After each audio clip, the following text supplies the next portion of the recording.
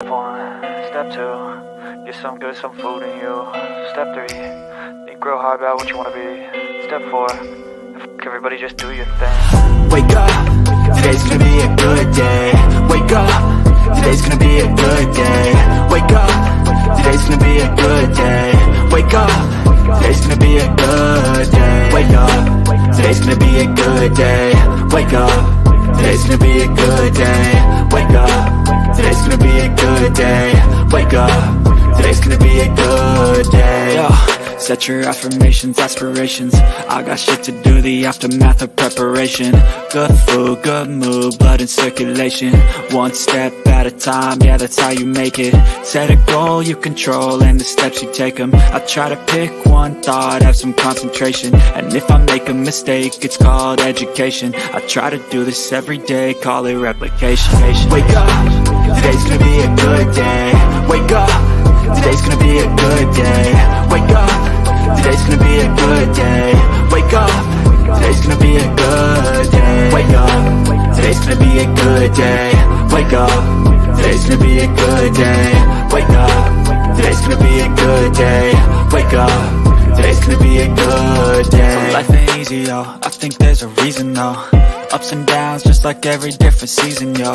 Sometimes I'm high, other times I'm barely breathing, though. I always gotta fight and hide from the demons, yo. Negative thoughts are poison, they rot.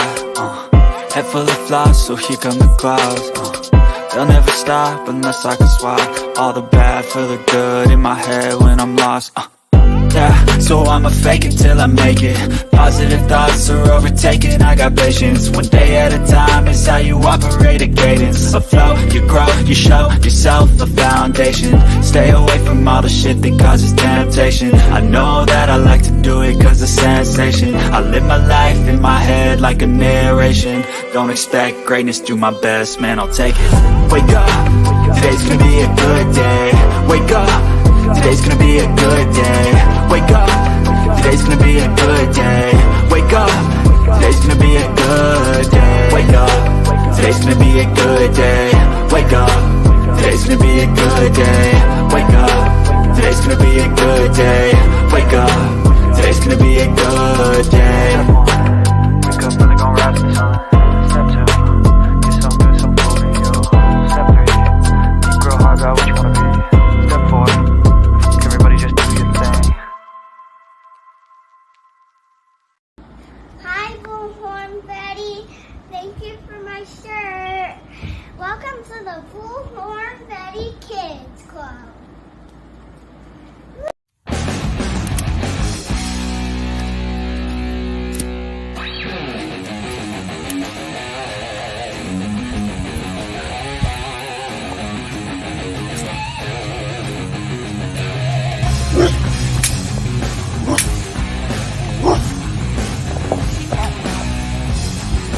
My bite's not close to my bark buddies.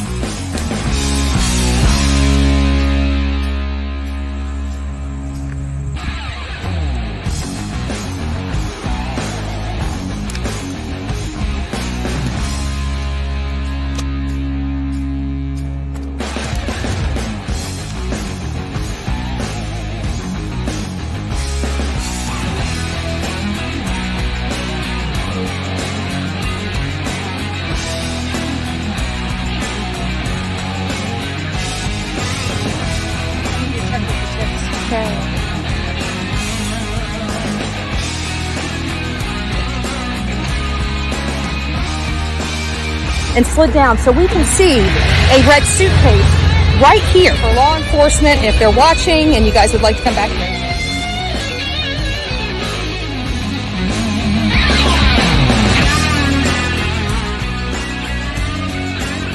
Of her being out here. So this is what we're doing today. We will see you guys back here real soon.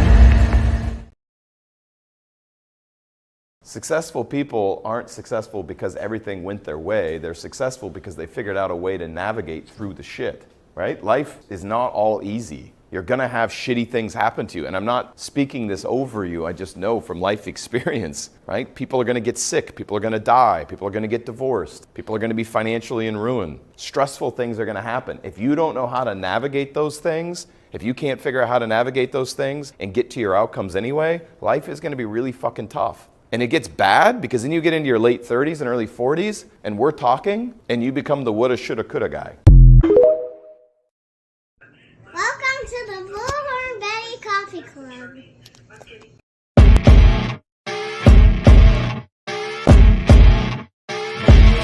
As you wake up in the morning, you want to find the latest, greatest information about criminal cases and have an intuitive conversation about the suspects associated with these cases. Head over to the Bullhorn Betty channel on YouTube.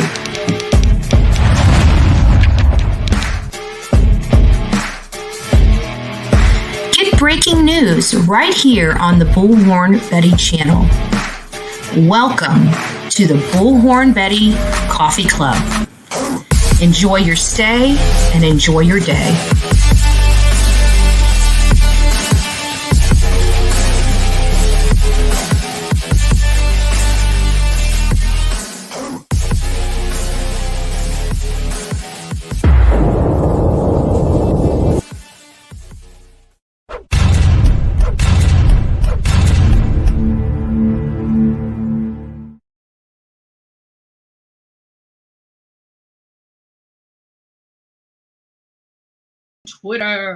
Twitter. We got Twitter in the house today. It's nice to see everybody here. Hopefully you guys can hear me. I keep forgetting to turn on my microphone when I start this morning, so that's with all that pausing and stuff as I was turning on my equipment. Go figure. Sonia, I am glad to see you here this morning. I have to be honest with you. My word, young lady. If you guys don't know or don't remember or weren't here yesterday, Sonia was in the hospital. She had a horrible, it seems so minor, like a bloody nose, but it was not minor at all. And so thankful she's here. Hopefully you're feeling better today. So if you guys want to throw some prayer hands up there for Sonia, please do so. Gigi for life. It's nice to see you, November Rain.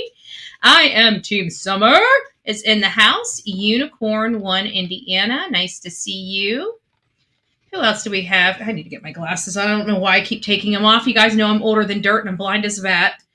Callie K, nice to see you. Crafty Chris, nice to see you. Michelle, good morning. Michelle, Mel C is in the house. Art Go Show, Pen 1010, Michelle, Regina. I hope you're having a wonderful day. I saw there was some other information about your family member's case. I'm not going to cover it today, but I'll give an update tomorrow. But it sounds like they're challenging. Well, I might as well just get a quick update now. For those that don't know, Crystal is family members with Regina and Brooke Hoke. I think it's Hoke. Brooks Hoke. Years later, it has been charged, and they set his bail at $10 million, the largest bail in the history of that community. And they're now fighting that. And so they're trying to get him out of jail, I think. So hopefully it doesn't happen. This has been a long time coming. Row Ventures, nice to see you. Teresa, second thesis. Net L is in the house. Grand Mammy Annie is in the house. Patty G, Colleen, Alabama mom of 4, Michelle, Elsie. It's nice to see you, honey bunny. Turtle Madness. Shout out to the Turtle King, not the Turtle Boy. Colette, I need to stop. But I just think that's stupid. I'm sorry. When an officer comes to me and tells me, stop what you're doing, guess what Bullhorn Betty's going to do? She's going to stop what she's doing. Chevron, it's nice to see you. A huge selection of Mazda CX SUVs from Dennis Dillon Mazda. It's this stupid shoot stuff that they do. I pause it, but it's still. Well, we're going to get back to that in just a second. We're going to have an update. Hopefully it doesn't screw up. Let me actually just stop sharing this for right now because I'm so sick of it kicking on in the middle of my show. So I'm just going to stop sharing it until I need it. So we're going to be going over a few things today. Everybody else that's in the chat, if I haven't had a chance to say good morning. Connie Branch, I see you in here. Bob G, it's nice to see you. Susie Sue, good morning, everyone. It's nice to have you here this morning. So we've got a lot to kind of discuss today. First, we're going to give an update on Michael Monkey Vaughan. Many of you know that Dolly Vision, as well as I, collaborated on a particular case, and it was Michael Monkey Vaughan. And here's a lot of the reasons why. I didn't know what to think about the case. You know, Michael Monkey Vaughan was a little kid in this little small place called Fruitland, Idaho, which is just a few minutes to the Oregon border. Ontario, Oregon is right over the border. And long story short, you know, the father was home at the time. There were some weird things going on. You know, what was he doing? Why was he waking up the daughter? Did he order pizza? Was he not watching the kid?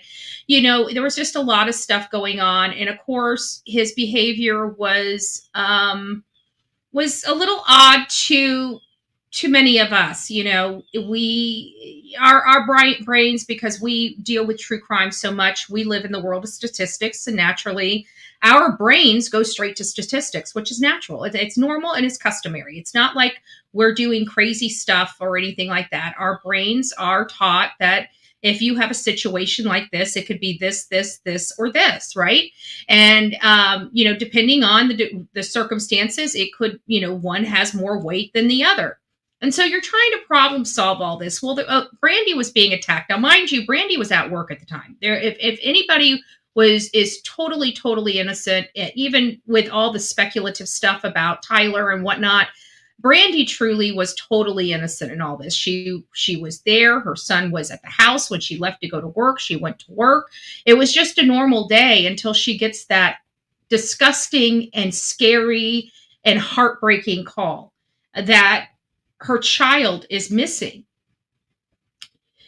So, you know, naturally, everybody in true crime and everything, you know, we have very creative imaginations. So we have a tendency, and I'm talking we generally, not me, but we generally have creative imaginations. We, you know, watch a lot of TV. We play a lot of video games, and fiction does, you know, we enjoy fiction the majority of our life. So when we hear these things, naturally, we always want to look at statistics and then start utilizing our very creative minds. Next thing you know, mom's being attacked, dad's being attacked, pitchforks are coming out, we're going out after the parents. I didn't know how to take this case yet. First, you know, I was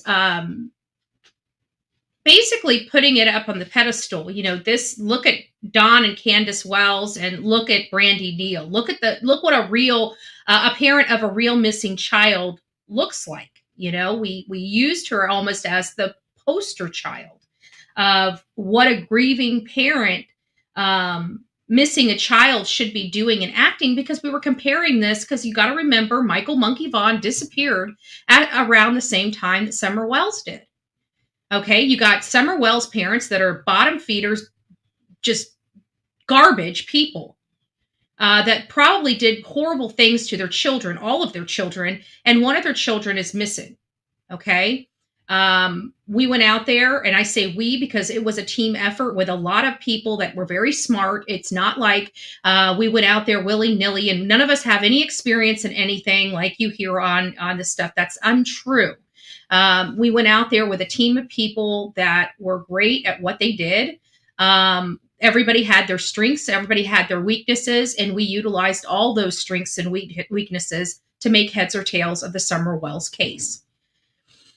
So the actions of Don and Candace of not searching for their child, not printing flyers, you know, getting drunk, staying high, beating the crap out of each other online. You've got a mother that is pleading with the whole entire world to get attention to her case while everybody's fighting over Summer Wells' case. Well, her son really didn't get a whole lot of attention. And then when people were done with the Summer Wells case, here they come over to Michael Monkey Vaughan and just want to start clobbering Brandy and Tyler. I have to be honest, some of the behavior was, you know, that Tyler was exhibiting in normal cases would raise some red flags. But I also caution the audience to tell them that sometimes when you feel so responsible, like his son disappeared on his watch, I explained the Stephanie Shinnefield search that we did and how her roommate started acting really nervous because he started feeling like people were looking at him, had nothing to do with it, but his behavior changed because he started getting nervous and started worrying about himself. And maybe that's what had happened to Tyler. And I expressed that to our audience, that sometimes these red flags are guilt. They're not red flags at all. They're just guilt. There's, somebody's personal internal turmoil within themselves can make them act different, can make them distance themselves from people, can make them not want to talk to people, can make them, skittish, so to speak. And I didn't know how to take this case. I wanted to know because it was starting to get to the point where I was starting to believe that Brandy and Tyler could be responsible for the disappearance of Michael Monkey Vaughan. I started believing that there is that possibility because I had put her on such a pedestal that I never even thought about the possibility of her or Tyler doing it, because the stuff that I was reading at the beginning just didn't lead me to that direction, even though there was a lot of other people that were already attacking them. So Dolly and I decided we wanted to find out what was going on, if nothing more, just to help the case. It was a 5-year-old boy that was missing. Dolly Vision had an opportunity to get a big banner, beautiful, big, bright banner for Michael. We got flyers. Brandy had flyers. She just basically said she was nervous to meet me, because she had heard such horrible things about me, which, again, are not true. And so I had an opportunity to meet her, and then identifying the, what a parent would be willing to do. She was terrified. People had her so nervous that I was going to be out there. First of all, I utilize my bullhorn only in very, very certain cases and for certain situations. It's not something that's utilized in all cases. It's not even utilized on probably 20% of the cases that we cover, probably not even 10% of the cases we cover. It's one of those tools that I only utilize when the shit gets deep. It's like, I come into town, people say, hey, you know what? She wants to do fact finding. We love Bullhorn Betty doing fact finding. When we start seeing the bullhorn come out of the car, we know, oh crap, right? And the bullhorn stays away. The bullhorn is the last case scenario, literally the last case scenario. When the bullhorn comes out, that means all other work has failed to bring either attention to the case, to have a suspect locked up, or I find out there's police corruption or other types of causes that require, attention. But it's not something that's utilized, okay? So they had this woman terrified, absolutely terrified. Bullhorn Betty's coming to town, and she's bringing her bullhorn. I'm just wanting information to help this lady, right? I just want to make sure if she didn't do it, that people lay the, F off of her, right? So getting into the case, I met with her. What a beautiful lady. I just can't imagine what she is absolutely going through. I really can't. I can't imagine what her and Tyler are going through and how they've managed to keep it together. Just like a lot of the victims' families that I have an opportunity to meet. It's one of those things where you look at them and you see somebody so broken, and yet they have so much strength. I don't know how they do it. My heart bleeds for them. It breaks my heart to think of it. But, she was a beautiful lady, and she was willing to do anything it took to help find her son. I hope we pleased her. We walked a lot. We put up a lot of missing person flyers around her community. We had to scour places to find the best place for the sign, to get the most eyeballs on the sign as possible. There was a lot of work that went into that. It was really creepy because there are like cornfields out there, and I had Dolly step into that. And I can't remember, I think he only stepped into that cornfield a foot. maybe 18 inches. It wasn't very far into the cornfield. And I asked him to do that because I'm like, I want to know, could somebody hide here? Could somebody hide in here? And sure enough, he stepped 18 inches in there. I could not see him. He could move around and I could not see him at all in those cornfields. He was gone. So literally somebody could be in the cornfields and actually be watching you. It creeps me out. The idea creeps me out. But we went there and we had already identified, Brandy's Lana Westbrook, which is Brandy's. Apparently she doesn't like me now for whatever reason. I think it was because of I did nothing wrong, but of course, naturally, I'm blamed for everything. But I don't really care. I don't care what people's opinions of me are. Usually people bash me over the head when they're not getting their own clicks and views. That's kind of how it works on here. So I really don't pay much mind to her, but God bless her for stepping in and, doing the right thing for Brandy and really helping. But she also talked to me. And she also, helped guide us in where we were going to search and, what doors we were going to knock when we were handing out flyers in the community. We knew what side of the community to focus on. We were just trying to figure out which houses were being uncooperative because that was the one nugget of information that we really didn't have going into it. So we just knocked as many doors as we could. I can't tell you if we knocked on the Wandra's door or not. I don't remember, but we were in that community and only in that side when we were knocking doors. So why am I going on this long dissertation about Michael Monkey Vaughan when that's not even on the thumbnail that I have? It's because, we heard all this stuff about this young boy. The reality of what truly happened to him started setting in, that he truly was abducted. He's no longer with us. Neighbors took him. God knows what they did to him. And they buried him in his backyard. That's what they believe happened. When law enforcement was finally able to piece this stuff together and get a search warrant, and they brought the cadaver dogs hit on a spot in the yard. However, it is believed and stated by law enforcement, they believe that Michael's body had been moved. So Sarah Wandra, Stacy Wandra's wife, was out, according to their public statements. Adrian, Brandon, and Sarah were all out together, leaving Stacy Wandra all by himself at home. There's a lot of weird stuff with the Wandras.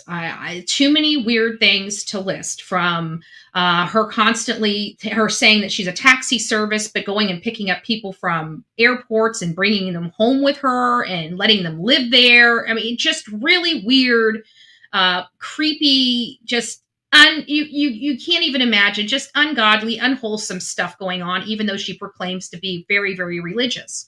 It just doesn't make sense. It sounds like something wholly unnatural is going on inside that home. I don't know what. I don't care. Something. I said that from the beginning. Who goes and picks up people from the airport you don't know and brings them back to your home? Who does that? Who does that? Oh, well, she just wants to help people out. She's driving you from how did she know you were at the airport? How would she know you were down on your luck? Like there seems like there was some more conversation there before her picking this guy up from the airport. Just weird, unwholesome stuff. And then right next to their house has two, not one, but two RSOs, okay? That they're friends with, that they also helped out, right? It's creep alert, just red flags, creep alert, just two houses next to each other. Totally disgusting. I'm gonna have to pull this back up. Hold on a second. I can't take this anymore. It does that over and over again. It's not even Fox right now. It's a stupid small publication in Idaho that's causing me all this grief this morning. So we'll open that back up in just a second.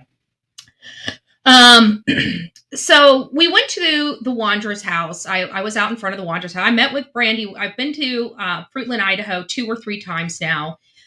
One time, I think it was 2 times. And I even put a poinsettia and a card to Brandy. I didn't bother her, didn't knock on the door. I just simply went up there. They have a little staging area for people to drop off food or gifts or whatever. So I just stuck the poinsettia there and the card, and hopefully she did get it.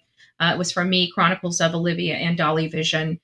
Even though Dolly Vision wasn't with Chronicles of Olivia and I at the time, it was just, he's part of the case. We collaborated with it. It was a collaborated effort. I didn't want to leave him off.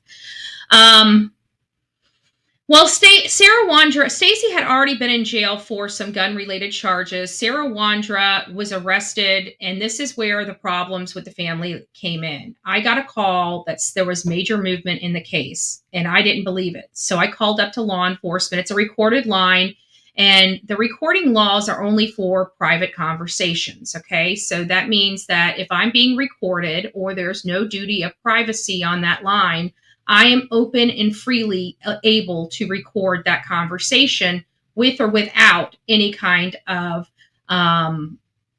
authorization to do so. That's the way the law is. Okay. When you record a conversation and you get in trouble, like your felony trouble or whatever, that's because there was a duty of privacy there. Okay. When you're calling government offices and buildings and stuff like that are on a recorded line, there's no duty of privacy there. You do have a right to record your conversations. So I got this call. I really didn't know what I was going to find. I really didn't know if there was any movement on this. But I kept looking. I couldn't find anything online being posted. So I called down to the police department. I knew it was on a recorded line, as when you're getting this information, it's always on a recorded line. So I was recording the conversation, and come to find out it was truly, in fact, Sarah Wandra being arrested for failure to report the death of another. And I thought, naturally law enforcement, they made the arrest, right? I could never imagine law enforcement making an arrest like this and not notifying the parents. So naturally, I'm not going to reach out to Brandy to ask her for comment or find out if she knows this. I can't even imagine how heartbreaking some news like this would come. So I didn't reach out, didn't make a stink, didn't tag her, didn't do anything, but brought the information to my channel. And of the recorded conversation with law enforcement, which, by the way, was all done above board. I went to the people and asked for public information, and they provided me public information to the public, which they were required to do. Now, I don't know if they should have done that, or if there could have been if they should have put some type of notification on the arrest that it was, confidential or not disclosed to the public yet. Maybe that was something that they should have done. But for all intents, I did nothing wrong. And of course, naturally, like any other case, when we get an update, I go to you and tell you guys about it. Well, some people that didn't get the inside information were very upset with me and decide to record Brandy as they're telling her the news. Yes, that's what I said. They bring her up on her panel for all the world to see this woman get the worst news of her life. And then they turned around and tried to blame it on me. I never reached out to that lady. I never drug her on my panel, and I never gave her the worst news in the world. You all did. Shame on you for that, right? Well, Sarah Wandra's charges were dropped, and it made us all very, very nervous about it, right? It made us very nervous that she was being dropped, what happened. And, Fruitland Police Department weren't talking about it too much. Well, just recently, they're talking about it.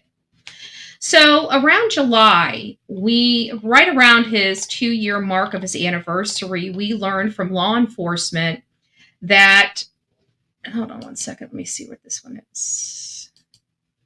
Okay, yes. I must have hit one off. So we found out in July that the case was now being sent over to the prosecutor's office, that they said that they don't know whether the prosecutor was going to be able to pick it up and charge people with it. But they put the case together as much as they can, and they will make modifications that the state attorney believes. Now, remember, there's 4 people that were at that home around the time that Michael Monkey Vaughan disappeared. You've got Stacy Wandra, Sarah Wandra, Brandon Shirtlift, I think is what his name is, and Adrian, I don't remember the other guy's name. It's Adrian something. They were all there. We just learned yesterday, let me see when the date of this article is. The day before yesterday, that it sounds like the state attorney is picking up the case and is going to be making charges. Now, I don't know if Stacy and Sarah are the only ones that are going to be charged. If it's going to be Stacy, Sarah, Brandon, and Adrian, we don't know.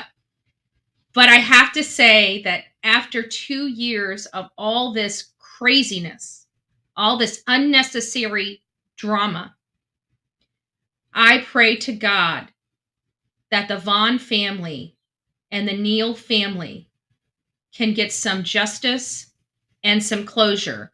So I want to read this to you. Well, actually, I'm going to put the one back up on the screen. It's the one that I had to turn off because every 7 minutes it would start popping up with a stupid ad, even though I paused it. I hate it. Like, I get it. You know, you got to make your money, but for everything that's holy, like, why are you pissing off the people that you're trying to get money from? Like, if you're going to make me watch a freaking, I think this is it. Here it is. Is this it? Yes, this is it. Okay. So we're going to actually watch it now. Here we go. And if you hear things in the background, I got all of my windows open. My windows have been open. This is my 3rd day in a row. So this is just to bring you guys back to what happened, okay? And we're going to have a commercial. Treasure Valley Dollar Loan Center is open for business, and they've been trying for us to hear this advertisement right here for a half hour. So we got to give them the floor. come off, consolidate, or at least show you how much you qualify for. Signature loans up to $5,000. Go get your signature loan, Today folks. marks 2 years since 5-year-old Michael Monkey Vaughan went missing from his home in Fruitland. Fruitland Police Department said today on Facebook they have submitted a case to the Payette County prosecutor. In this case, a prosecutor would review a probable cause affidavit and decide whether or not to take the case before a judge. If there's enough evidence, a judge can issue an arrest warrant. We don't know what. Okay, so there it is. That was the July timeframe. They sent the case over to the state attorney and then dead silence, right? We've had dead silence on this matter, and all of a sudden, I'm going through the cases because, you know, I constantly keep these things updated. I tell you, I have this whole entire system, and does it fail me? It fails me all the time. I will be honest with you. My system is not a perfect system, but I do keep up with all the cases that we touch at least monthly or at least every other month. And this is one that came across my desk, and it was time to take a look, and we hit pay dirt. So I want to read this, and then we're going to get on with the rest of our programming, talking about Alec Murdaugh, talking about Rex Heuermann. We're going to be here for a little bit. You guys haven't had an opportunity to have my undivided attention because of all the other stuff going on out there. Well, guess what? That stuff was relieved as of yesterday, and I had time to really dive in, and thankful that I did. Payette County, let me go ahead and put this up here so each and every one of you guys can read along with me as I read this article to you. Give me just a second. There we go. Let me get nice and big for you.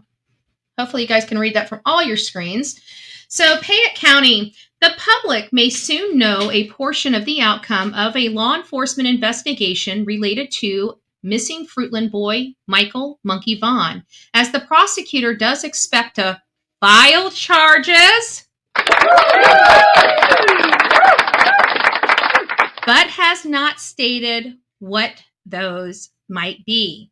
I expect to charge it, but there are a lot of complexities, and I am being careful with that, the Payette County prosecutor Mike Duke told the Argus Observer during a phone call at the end of September.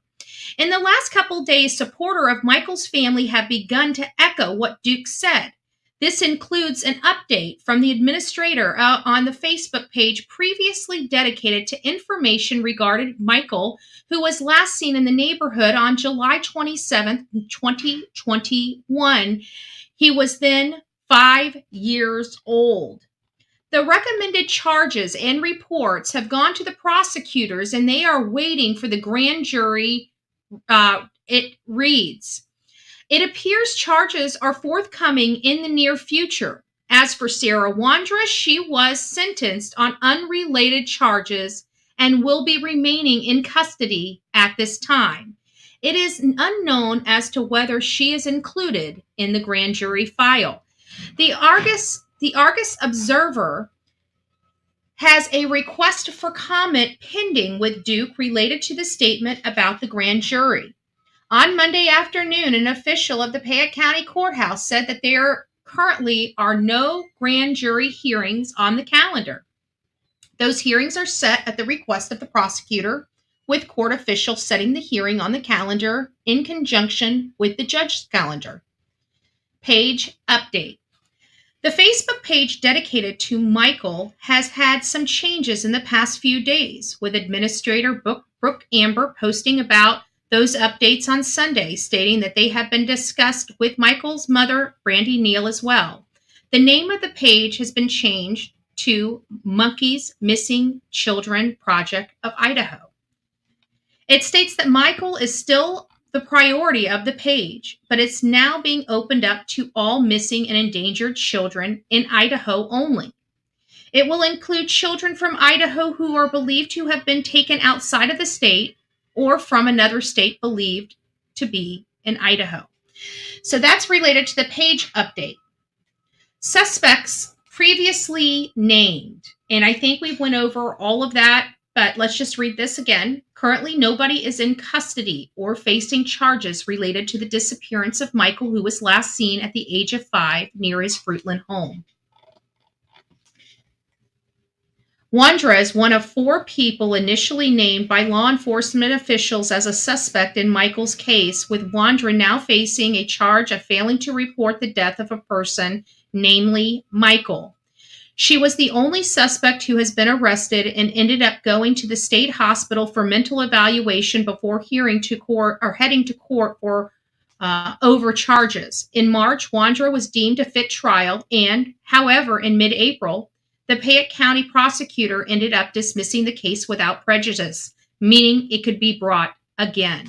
So it was dismissed there. Now, she has been arrested and charged with a different charges. So Wandra was sentenced on October 6th for 2 felony charges in an unrelated case regarding a firearm. For the first count, aggravated assault with a deadly weapon or instrument, Judge Kylie sentence, I don't know how to pronounce her last name, so sentenced her to 3 years, determined with 2 indeterminate with the Idaho Department of Corrections. The second count was for evidence destruction, alteration, and concealment, and she gave her 2 years. She was sentenced to no determinate time, but 2 years indeterminate time, and gave credit for 220 days already served. So that's Sarah Wandra. So that's really it. And then I just want you guys to see, because we have the outside of their house, and then we're going to be done with this conversation until we hear more about it. What is it, 9th Avenue, I think is what it is, 9th Avenue. But it was right on the corner of 9th and Arizona. There was a lot of stuff that went on that day. We had people, we even interviewed the gentleman that was... The house behind me is the Wandras. This one over here, that house right there, is the RSOs. Wandra's home, RSOs. Creepville, man, Creepville. That did the drone that was shot out of the sky. We actually interviewed him. We actually interviewed a couple people in this community about that day. And what they told us was that Tyler and Brandy were distraught. They told us that, they were frantically looking despite all the hate that came out from this, because at the end of the day, statistics are not good when it comes to children being, disappearing and the parents being the last to see. But just like I said last night when we were having our discussion, that doesn't mean that that's the case for all of them. We still have statistics saying stranger danger. This does happen, okay? Even though they're lower than the familial type of situation, they still do exist. This is a perfect example. Athena Strand is another perfect example of where people jump to conclusions, start blaming the family, and come out with stranger danger. So we've got to start, holding up on the just a little bit before we start throwing accusations and wild accusations at people that are already struggling and already going. All right. So obviously the quality, the internet quality out there wasn't the best. That was pre me having a hotspot box now. Right? So we have a hotspot box now. So anyways, hopefully that doesn't happen in the future, but whatever. It is what it is, right? It is what it is. But I'm so happy with this news. I know with all the brokenness Brandy must be feeling and just having to live through this nightmare. I can't imagine. And this has got to be like she's living it all over again. Every time this happens, it brings her back to that day. So guys, please keep Brandy and her family and all the people that love Michael and loves Michael because of this story. There's a lot of people that were affected by this story that never knew Michael or his family. I am one of them. And I'm sure there are some of you that are as well. We really want to pray and help families. That is our primary goal of this channel. And I'm glad that we were, even in all of the chaos, were able to at least do our part, put up flyers, put up banners, and help this family. That truly is wonderful. And so I just pray for her and hope that things get better. Now on to new things. I mean, just great news after 2 years. I wish we would hear something like that in the Summer Wells case, right? Let's be honest. I truly do. I wish we could hear this type of stuff in the Summer Wells case. But what's going on with the Summer Wells case? We're going to have to take a deep dive into that Summer Wells case as well. But until then, let's get an update on Alec Murdaugh, right? Do we believe this? We're going to break it down here in just a few minutes here on the Bullhorn Betty Show. What does it mean that Alec has an opportunity to potentially, possibly, have a new trial? It's possible, but is it? Let's see.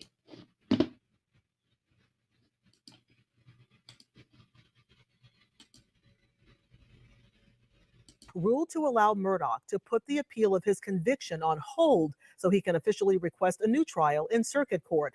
Murdaugh currently serving 2 life sentences for shooting and killing his wife and son in June of 2021.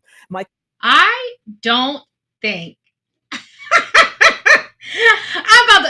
I got a whole bunch of stuff to go over with this case. I need to stop. Michael Higdon breaking down the court's ruling and what could come next. Michael? Well, Ann, Murdaugh's defense team, Dick Harpootlian and Jim Griffin, called the court's decision, quote, welcomed news. A jury convicted Murdaugh in March of the killings of his wife, Maggie, and their son, Paul. Last month, though, Murdaugh's attorneys claimed that jury tampering by the Colleton County Clerk of Court during the trial. Murdaugh's attorneys alleged that Becky Hill advised jurors to not, quote, believe Murdaugh's testimony and other evidence presented by the defense, pressuring them to reach a quick guilty verdict and even misrepresenting critical and material information to the judge in her campaign to remove a juror she believed to be favorable to the defense. Again, that's all according to the defense team. The South Carolina Attorney General has asked the South Carolina Law Enforcement Division to investigate these allegations. That investigation is still ongoing. The prosecution's response acknowledges that suspension of the appeal and a return for an evidence hearing will be necessary to properly resolve some of the claims that the defense has raised. After the court's So I just want to say that, he could possibly get a new trial. I'll leave it at that. Okay, I'll give them that. There's a possibility he could have a new trial. Possibility. Okay, there's that possibility. There's that. Oh, shoot. I just dropped the link. Hold on a second. Didn't mean to do that. I do that often because I go through so many screens. I'm supposed to add the screens and I don't. So we're going to watch another one.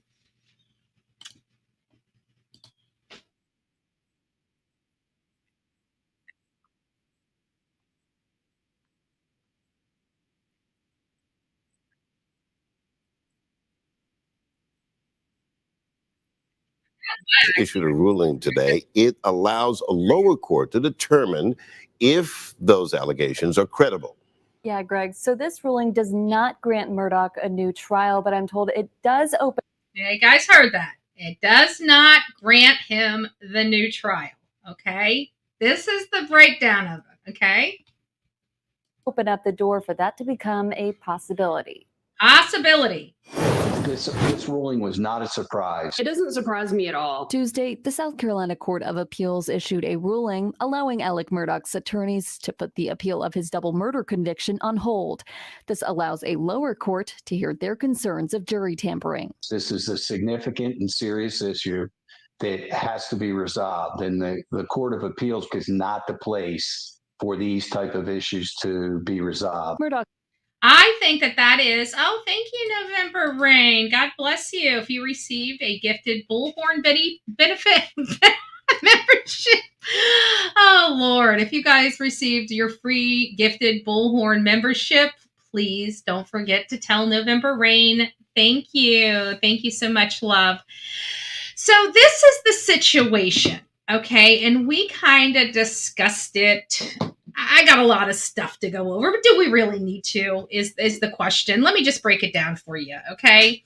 So Alec Murdaugh, we know, has been convicted of a double homicide related to his wife and his son. He has a substantial amount of financial crimes that I believe he just was found guilty of or had a plea deal or something like that. I kind of stepped away from that aspect of it. So do your own research related to that. But he did. I think he made a plea deal on it. They decided to appeal his conviction for the double homicide, but they're placing that on hold because they're now bringing up the clerk and saying, oh my gosh, the clerk violated her oath of office. She wanted to do it for money. She's Alec Murdaugh, right? She's Alec Murdaugh. She's doing it for clicks and views. She's doing it for money because she's got a drug problem. No, I'm just joking. I'm being facetious and sarcastic and satire. But he's basically saying that she did this. Now, when we first went into thank you, Regina. Did you do one too? Oh, thank you. I haven't seen it yet. Sorry about that, Regina. If there it is. There it is. Thank you. God bless you. If you received a free membership from Regina, don't forget to tell her thank you. Thank you, guys. I love this. So they're saying, and this is the thing, when you have an option or an opportunity, even the tiniest scintilla of opportunity, and you are in law, you take it. So here they're able to craft a statement that basically says that this clerk had her finger on the scales of justice, that she went into the box with the jurors and she said, oh, you need to watch him, don't trust him, and all this other stuff, that she said this to the entire jury body. And she's done it multiple times to the entire jury body. Never mind that she went in there and the foreperson, she would have private conversations with the foreperson. How dare the clerk have private conversations with the foreperson? She's got a finger on the scales of justice. Okay. Oh my God, now she's got this book deal. That's why she had her finger on the scales of the hands of justice, because she wanted to sell a book. All this sounds like a great novel, right? A juicy, steamy, fictional novel that we're, watching and reading and seeing played out, that there's this corrupt, horrible clerk that, served her community gracefully for all these years. And then boom, Alec Murdaugh, he's the piggy bank for her. And she's just going to go and sell her soul to the devil to make a quick buck. Wow. Right? Oh my God. Really? Like, this clerk's evil. Wow. Holy smokes. Right? Okay. Well, let's peel it apart. Let's break it down, right? So that's what we did right here on the Bullhorn Betty channel. We broke that down. We went through the affidavits. We went through their motion for new trial. And I got to tell you, when I read it, what did I say to my audience? Oh my gosh, if they can prove this, we've got a problem. Like, I was almost stricken with fear. How dare this clerk? And so I started reading and I'm like, wait a minute, this doesn't make sense. Wait a minute, that doesn't make sense. Wait a minute. So you start looking into this stuff and then you find out, wait a minute, she followed all the rules. Wait a minute, she even went even further than that and went to the Ethics Commission and said, hey, I want to write this book. Do I have permission? Am I allowed to write this book, or am I doing something inappropriate? She went through an approval process with the ethics board. So now you're hearing that she went through the approval process with the ethics board. Now you're listening to this and you're like, wait a minute, let's look at these affidavits again. Who are these people? So the only people that provided the Murdaugh team affidavits were people that appeared to have had their feelings hurt during the trial. So now we're starting to break this whole thing down and this whole case down, and we're saying, wait a minute, this doesn't make sense. She has a right to speak to the foreperson. We know there were some issues going on. We know there was a few people kicked off the jury, right? Even the egg lady. We know that there were issues going on behind the scenes that would make it important for the foreperson and the clerk to have discussions. Was the clerk in the room? No. How it went is something like this. The jury foreperson has an issue. Most likely said, hey, bailiff, I have an issue that I need to speak to the clerk about it, right? She's the operating manager. Who do you go to? Who do you go to for these types of things? You go to the clerk. So the clerk comes and gets her. Now, if you're talking about certain jury members or a situation that's happening on the jury, that sounds like it's going to be something that you would want to communicate for or to the clerk in private, not something that you would want to throw somebody under the bus in front of everybody. So again, when you start breaking this all down, you start realizing, wait a minute, this doesn't hold water. Well, clearly, some court must think that it holds water. They're sending it back to the... No, they're not, because it's not to be litigated in the appellate court. They raised valid issues that need to be adjudicated appropriately. Now, just because they raised valid issues doesn't mean they can prove those valid issues. Okay? So what do I mean by that? Yeah, it on its face, the clerk wrote a steamy novel about this case. Okay, where's the profit? We finally learned that it's not, she has no contract. She's not making millions of dollars. As a matter of fact, she lost 15, right? She lost $15,000 with the book deal, if you really want to look at it from that angle. So now the money's removed, the motive is removed. There's nothing tantalizing about it. Was just a memoir of her experience on this thing. No big deal. But they were able to use it. So now that what's going to happen is, as you heard, there's a major investigation, that law enforcement investigation into these allegations. What you're probably going to find out is that all the other jurors that are allegedly from these other two jurors heard this clerk say that. They're probably going to go in and say they've never heard this clerk say that this clerk has never been improper, that this clerk was utmost professional. In this case, yeah, they were able to argue it in front of a judge, but guess what? It's going to be denied, and he's going to have to deal with the appellate court moving forward. This will be resolved and put behind. If I really thought this clerk did these things, you know, I would have no problem condemning her if I truly believed the allegations, even in light of me and my disdain for the type and the likes of Alec Murdaugh. I don't care, because the law is the law. The law is the law. I don't care who breaks it. If you break it, you need to pay for that. So if this clerk had done something that I thought was inappropriate, or I could see red flags, I would be on Camp Murdaugh for this specific, only for this specific interest or claim, right? But that's not the case. I don't believe it. I don't believe it at all. So that's with the Alec Murdaugh. And of course, this is an interesting thing that I didn't realize. His estate, which was just sold less than like 6 months ago, is now on the market again. They don't want the house.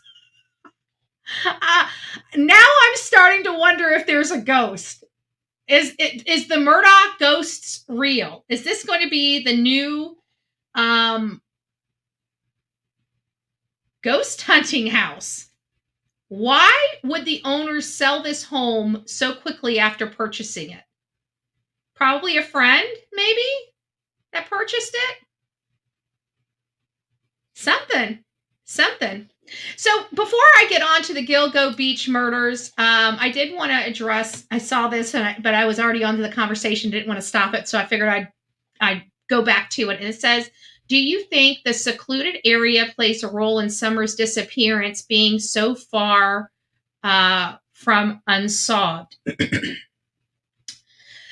I think a lot of things play a role in this case, in the Summer Wells case, that has prevented it from being solved. Okay. There's going to be a couple of things I'm going to say that people really don't want to hear. It's my opinion about it. I do have some evidence to support why I have that opinion, but it's one, the very first and foremost is Hawkins County is broke. They do not have the money or the resources to properly investigate this type of case. That is first. And no matter, I don't care, people are going to condemn me and say, I can't believe you're doing this. They're talking about Hawkins County. Listen, I'm a realist. I don't tell you what you want, what you feel you need to hear. I tell you what you need to hear. Okay. I don't sugarcoat stuff. It is what it is. This is the reality of the situation. It is a broke community. If you do not have resources to investigate a case, i.e. don't have the money in the bank, you can't investigate the case properly. Just because you're a government doesn't mean money grows on trees. You know, it corrupt? Yes, no. Perfect. They're corrupt as hell. That was the next thing. You see a lot of officials. There's a lot of drugs, a lot of alcohol, a lot of people with a lot of problems in that area. A lot of people that do terrible things to people go out in that area. To be honest with you, I feel bad for the good Christian people and the good-hearted people that get up every day in that community and have to go to work and live around that trash. I feel bad for them. There's a lot of trash in Hawkins County. I can tell you that. I saw it firsthand. Bad people. People that do terrible things to one another. Then do terrible things to children as well. Lots of them. Seems like something's in the water out there in Hawkins County when it comes to the children of Hawkins County. Keep your children close, folks, if you live in that area. Keep your children close. Hover, and then hover some more if you're in Hawkins County. So those are the first things that I think that are really hindering this case. The next portion is as I learned working with Layla Santinello and speaking to people and asking them, because let's face it, it is my belief. That doesn't mean just because it's my belief that it's true, but it is my belief that Layla Santinello is no longer with us. There's reasons why I believe that. There's stuff that lean me to that direction. But either way, that is just based upon the information I've got.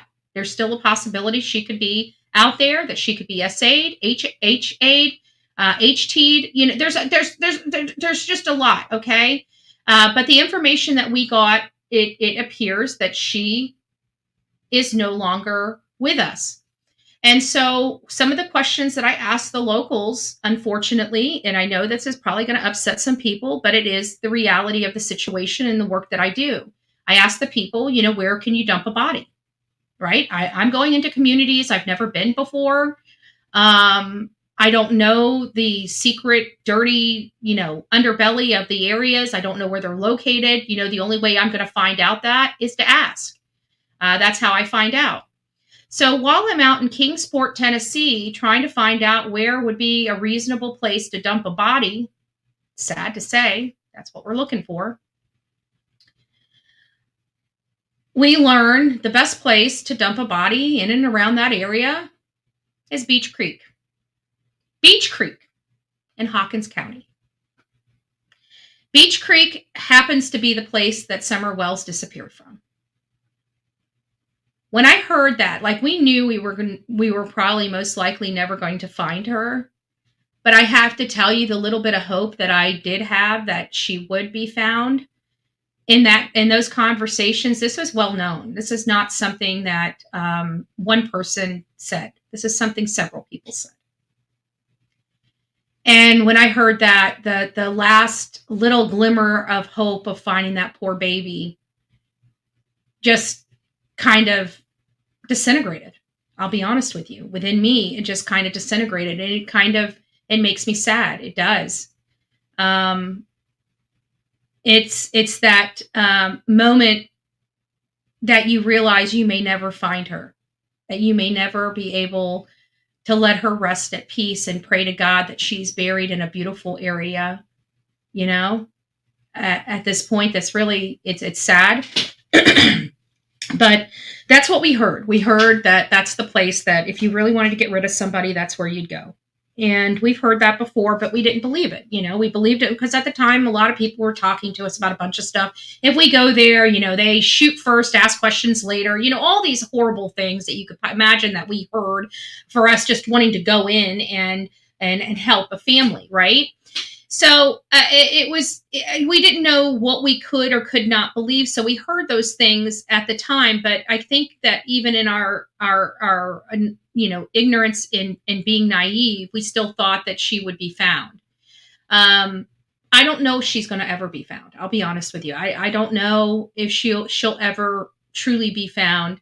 And even more so, why we need to get this case out of Hawkins County and into TBI. So I've fielded a few emails of people that think they know more, which, okay, I'm not going to argue with you. If you think you know more, then you know more, okay? But I will tell you, there's people like, oh, Hawkins, or TBI's already investigating. They are a resource. I don't know, people just don't realize when you're dealing with the government, it's chain of command, okay? It's chain of command. If TBI literally had the person that murdered somebody in their roster and said, this guy is the suspect, and sent that over to Hawkins County and said, this guy is the suspect, you need to research him, you need to go out and arrest him. If Hawkins County chose not to do that, guess what? That man would not be arrested because it's not TBI's case. The investigative body, the arresting body is all Hawkins County. That needs to change. That is the first thing that needs to change. There's too much corruption in the community. You can prove that. You can prove the corruption. Granted, it has nothing, it's not directly related or linked to Don or Candace Wells. The corruption's not linked to them. That means they're not paying somebody to do these horrible things on their behalf. What we're dealing with is a community that is broke, bent, and busted. That has moral issues, government issues, bureaucracy issues, and failure to work with other agency issues. When I heard at the time when John Pruitt had disdain for the other investigative bodies, TBI, the FBI, you know, whatever federal agent that does the wildlife, fish and wildlife and everything. He had said, you know, I just wish people would get out of my way. He put this on a news thing. And it didn't resonate with me until after the Gilgo Beach killing. And why it took so long for the Gilgo Beach serial killer to be arrested. And it was because there was such corruption in the law enforcement that the chief pushed the FBI out. Remember? To hide his own corruption? Ring a bell? Kind of sounds a little similar, doesn't it? I'm sorry.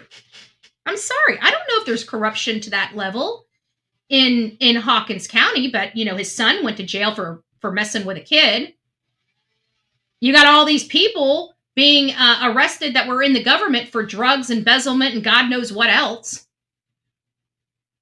So are we really surprised that Summer Wells' case is unsolved? They've got so many things going on in their county. I'm surprised they even have time to police their community. They're too busy policing their politicians.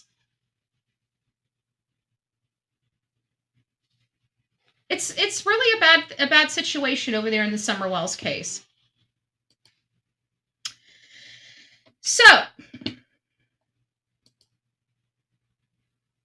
what do you think about the new details coming in related to Rex Heuermann? Does that attorney have a vested interest in connecting his clients to Rex Heuermann? Interesting. Interesting. Let's see what we got. The attorney for Shannon Gilbert's estate claims new witnesses have come forward, tying suspect Rex Heuermann to Gilbert. And News 12's Kevin Vesey joins us now with a look at what was said. Kevin. And Joe and Antoinette, this is the first time anyone has made a connection between Shannon Gilbert and Gilgo Beach suspect Rex Heuermann. But today's news conference was highly unusual, with the Suffolk Police Commissioner taking a back seat while an attorney presented what he claims is new information about the case. All right, before it gets on to that, before we get to this, I have to mimic his observations about how we feel it was odd that the attorney took the forefront on expressing the evidence that was submitted to law enforcement. So far, since this police commissioner has been in office, it seems like he's taken the forefront on all this. The legit stuff that he 100% stands behind, he is the one presenting it. So now we're seeing that this attorney that is for Karen Vergata and also Shannon Gilbert's families, respectively, he's now saying, wait a minute, we got some information that law enforcement needs to look at. Let's listen to what kind of information they believe that law enforcement needs to be looking at. Suffolk Police Commissioner Rodney Harrison mostly stood quietly as attorney John Ray spoke about 4 new witnesses he says have come forward about suspected Gilgo Beach serial killer Rex Heuermann. One of them is a taxi driver who signed this sworn affidavit claiming she saw Heuermann with sex worker Shannon Gilbert at the Sayville Motor Lodge on Sunrise Highway in the fall of 2009. Gilbert was in a panic at the time. He had become very... See, and this is the problem I have, is this is not the event that led to Shannon's death. This was not the event where she disappeared. This is some other event that he says he may have located. So we're going to discuss this a little bit more because I got some questions. I got a lot of questions. Aggressive, very angry. She goes in the bathroom, locks the door, and calls to get a cab. Several days or weeks later, the cab driver says she picked up Heuermann in Ronkonkoma, where he threatened her with a handgun. As News 12 has reported, Shannon Gilbert's body was discovered near Oak Beach. And the whole handgun thing, guys, so far, Rex has never displayed. One of the main things that, at least to my understanding, is that maintenance of that public image. It's hard for me to believe that Rex would brandish a gun back in 2009.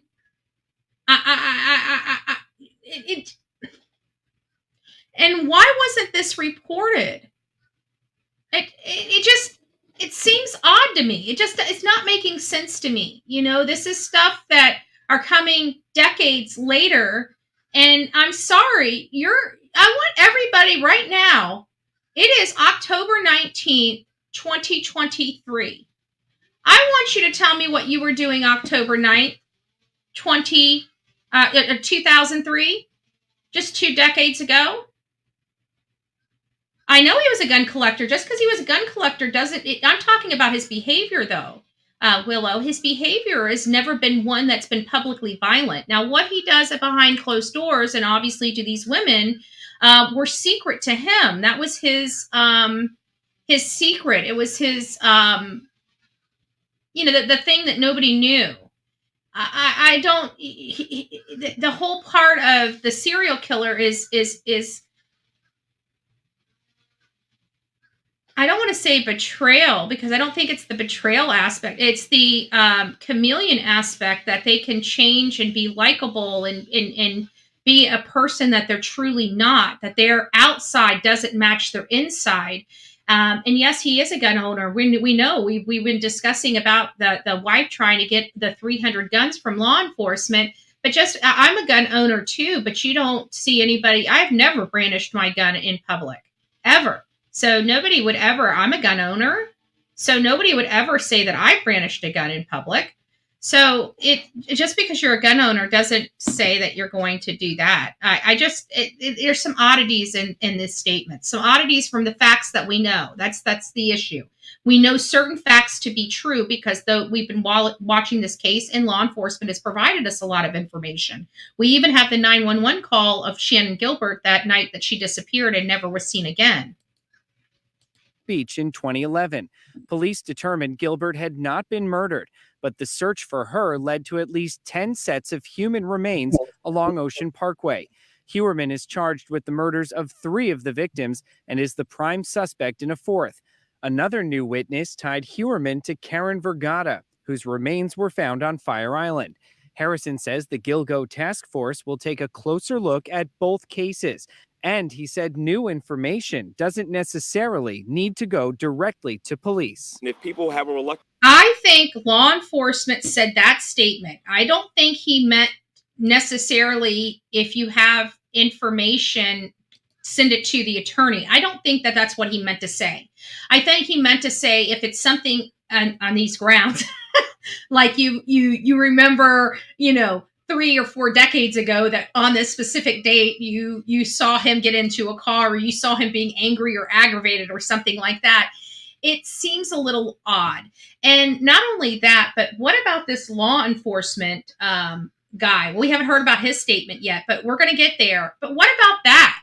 Why wouldn't that law enforcement guy, he's trained to smell something that doesn't smell right.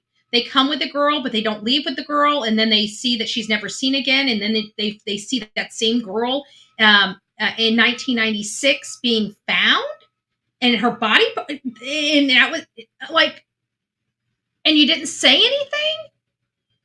It just doesn't make sense.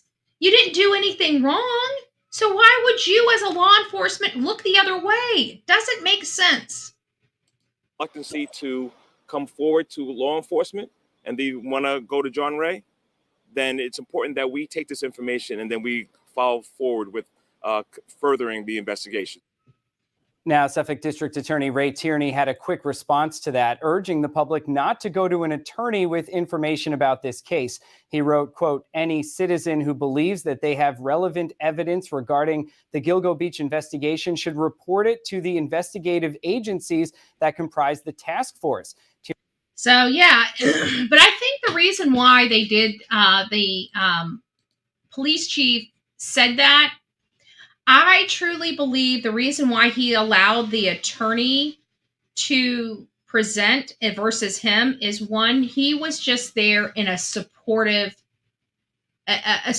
nature. So he was basically saying, I don't think he was saying that these affidavits or this information has been found to be true. I think the whole purpose of him being there was for him to show that he's doing something the other law enforcement agencies haven't done in the past, and that is listen. I think that's the only reason why the police commissioner was even there, is because he wanted to show the community this is a different police force than the one that you are accustomed to dealing with. Even the slightest bit of information we're willing to take in and we're willing to look at. I think that was the sentiments of that police chief, that police commissioner being there. I don't think he was saying he supports this information, that this information is true and correct. But he did say that we're willing to take it and we're willing to look at it.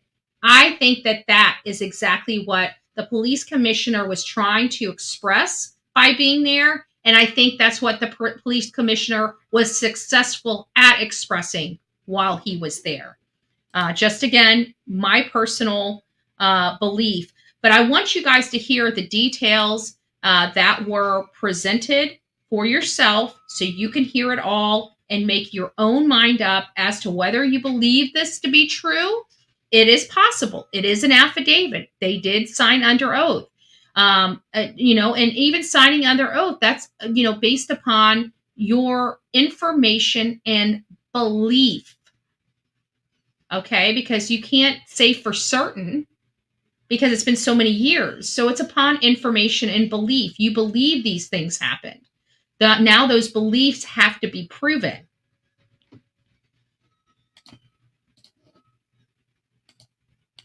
Beach murders. The attorney for victims in the case is expected to announce new evidence. Let's listen in. One other station that was late, and they're here. Okay, so then we don't have to wait. I wasn't going to wait anyway, but if they step in, they step in. We might have to go over a few things. I don't know. All right, when you're ready, you tell me, and I'll tell you I'm ready.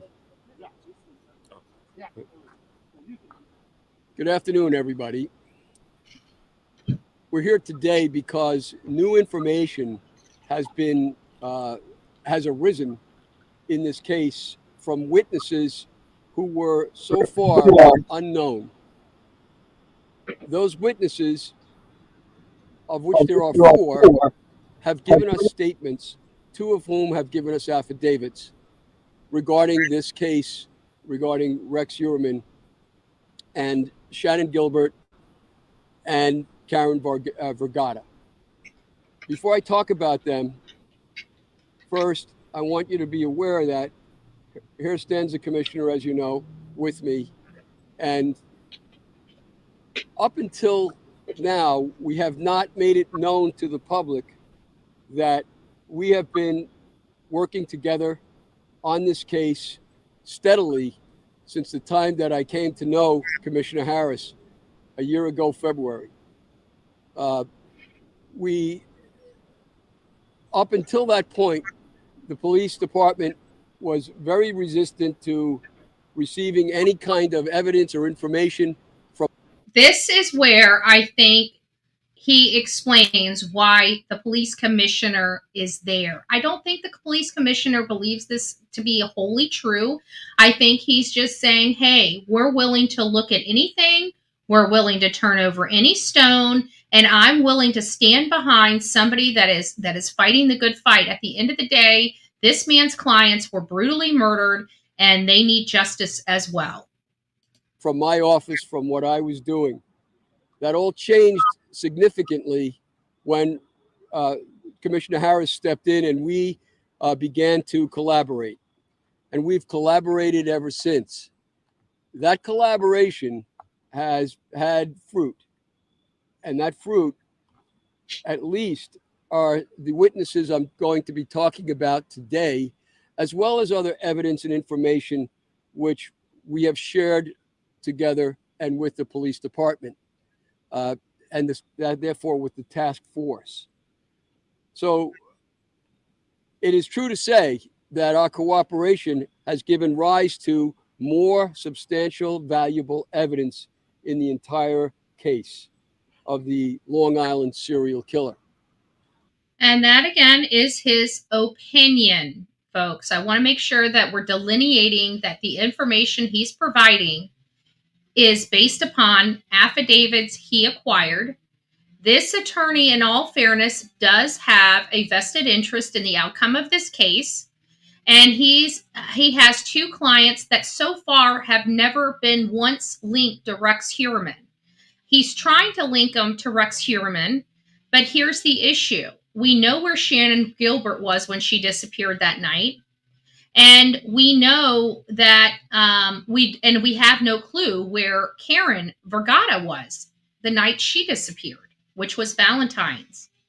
Could she have been associated with Rex? We've discussed it. However, the issue that I personally see with this is the fact that Karen Vergata was dismembered. She was not posed or just dumped. There was a level of depravity, a depravity that wasn't seen in the Gilgo 4 that was seen in her case. So I am of the belief that they're not related. That doesn't mean that my belief holds water. It's just a theory of mine. It's just a theory of mine. But he's trying to link them. And I don't know if the way he's linking them, if we take all of the facts that we know about the case, we take all the facts that we know about Shannon Gilbert, how could Shannon Gilbert be killed by Rex Heuermann? Now, there is the possibility that she just, as she was running out of this community, which was near his community, that somehow he ran into him just out of the blue, because she was not with him that night. She was with somebody totally different. Law enforcement identified the people that she was with. They've identified the house that she ran to. They identified the other lady that called law enforcement the night that Shannon Gilbert disappeared. So to try to link Shannon Gilbert to Rex Heuermann is a little odd to me, because to me, unless they can find that link, which he says he found through this affidavit, I'm sorry, I don't, it doesn't make sense. And where she was located when she picked him up, it just doesn't make sense. But I digress. I want you guys to hear it and listen for yourself and take the facts of the case as you know them and apply them to his statements. I think you'll see what I'm seeing, that it's hard to link. It's hard to link.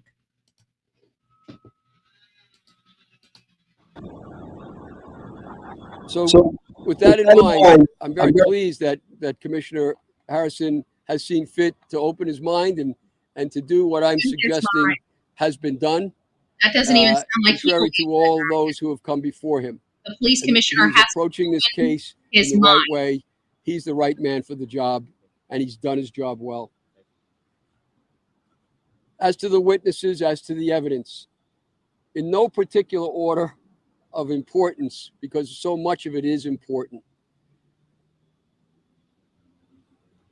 I have stood as a beacon as a civilian beacon to the people who are involved in this case to come and talk where they didn't want to approach the police out of fear, out of apprehension.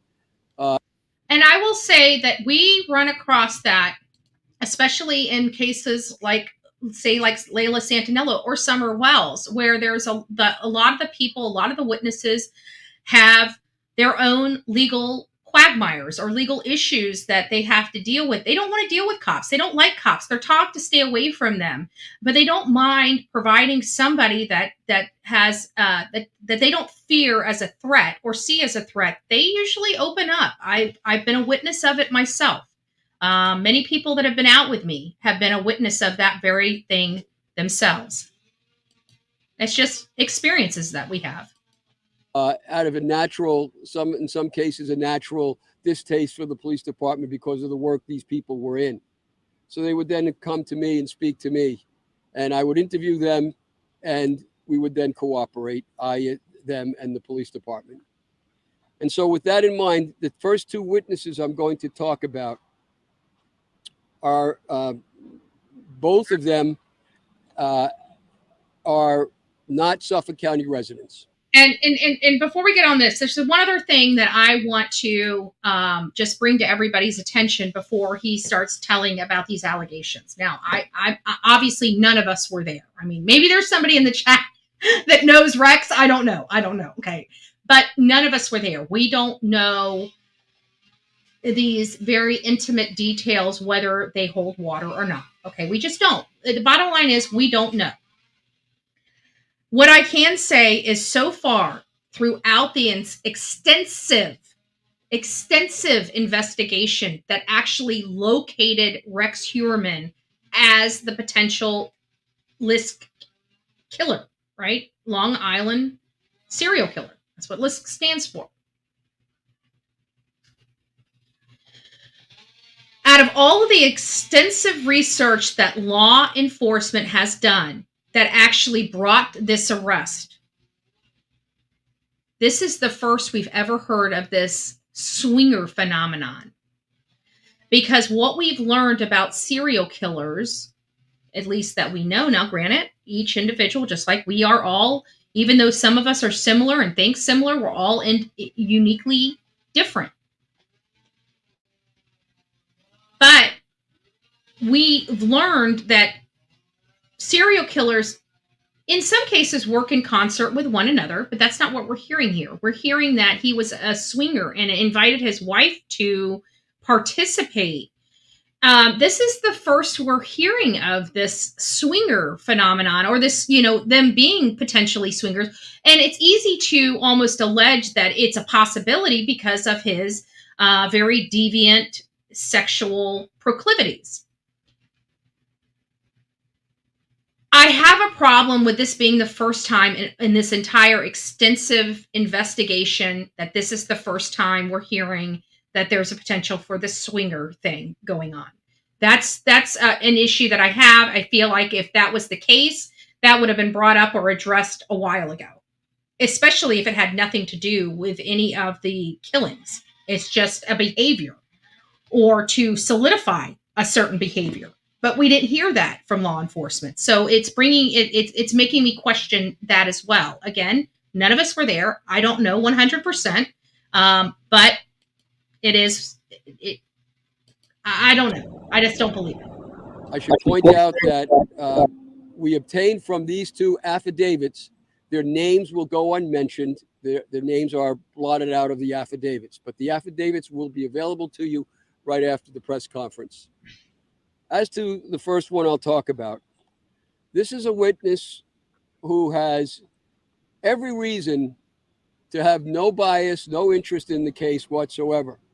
She was not a sex worker, is not a sex worker, and instead, back in the 90s, in the 1990s, she was what is known then and now as a swinger. She would have a sex partner, and they would go to certain sex clubs in New York City where they would switch partners with other people of like kind.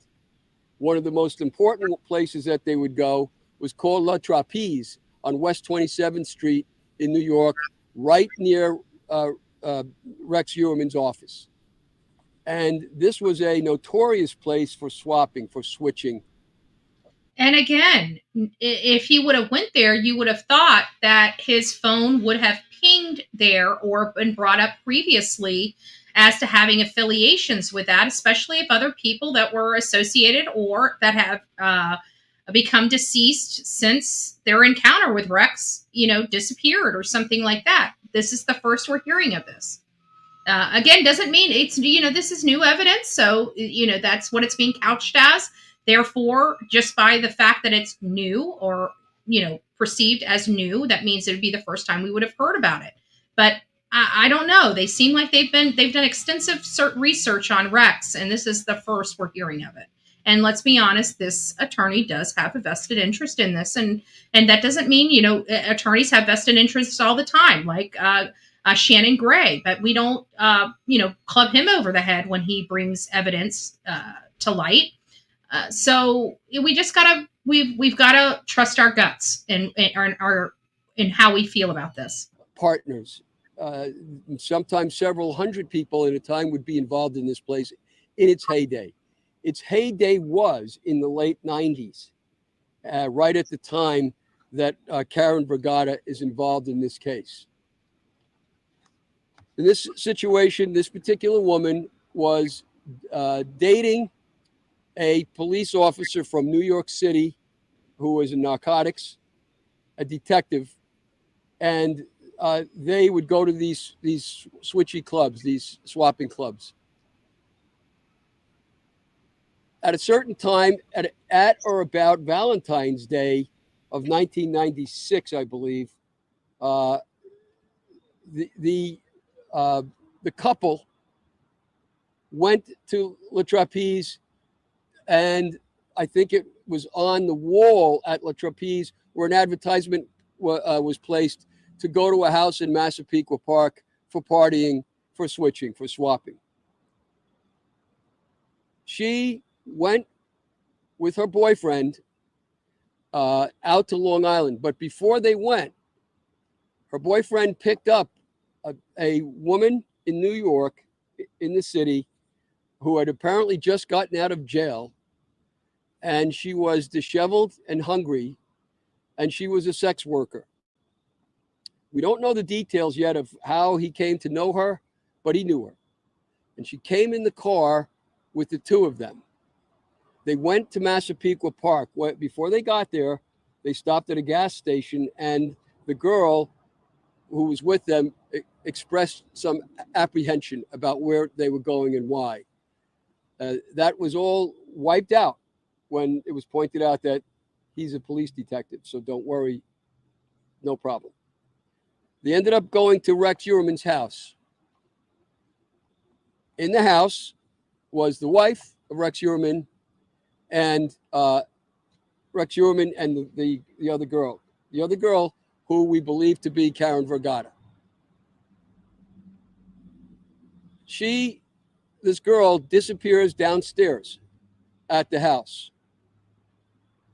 Rex Heuermann disappears.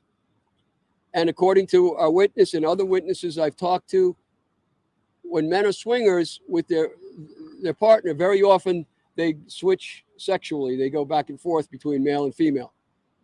And so Heuermann leaves the main floor and disappears either into another bedroom or downstairs. It's not clear. And the witness talks to Rex's wife. She doesn't want to have sex like she had expected to occur because our client believes because our client is an African-American woman.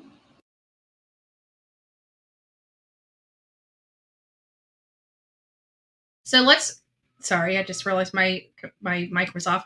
So let's talk about some of the allegations this attorney is now saying. So he's now saying that Rex's wife is involved somehow, which I don't believe, because we've heard from many serial killer families that they were in the dark. So now you're saying that basically a cancer patient is not only involved, but is a racist. And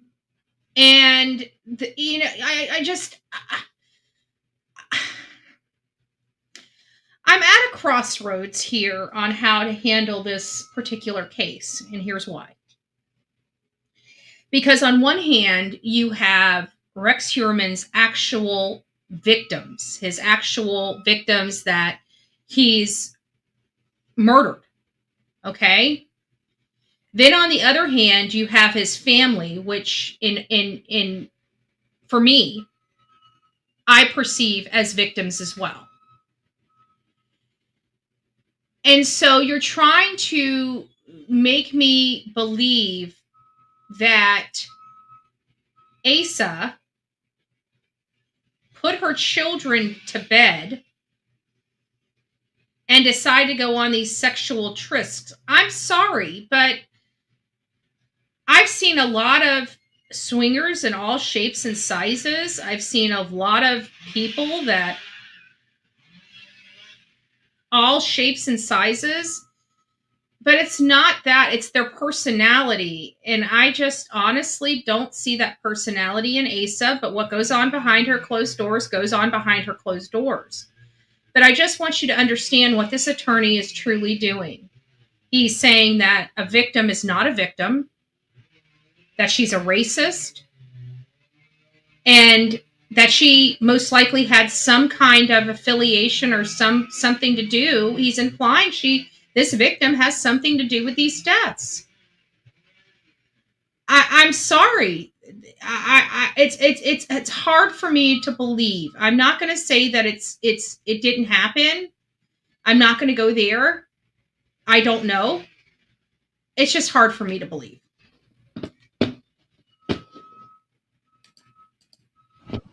And Heuermann didn't like that. Ellerup, rather, didn't like that. So there was no sex between them, as was originally planned. Instead, the sex is between Heuermann and the other man. At some point, the witness goes looking for her partner and is kind of upset that he doesn't emerge. He emerges, and finally, they leave, and kind of in a hurry. But when they leave, as they're leaving, the witness points out that she could see in the window, looking out, the girl that had come with them. And she says to her driver, her partner, "What are we doing? Are we taking her?" And the partner says, "Don't worry. They're just playing a game. She stays there. No problem." With that, the girl runs out of the house naked and is running in front of the garage. And now the witness says, "Hey, shouldn't we be taking her? Something's wrong here." And the driver tells her, "Nah, they're just playing a game. Leave it." And they leave. She never hears about the incident again. She distinctly remembers Heuermann. She also had intercourse with Heuermann that same day. And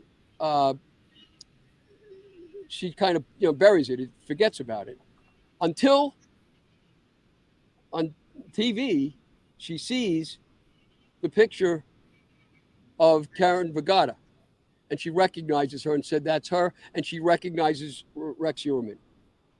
And so she comes forward, and I meet her.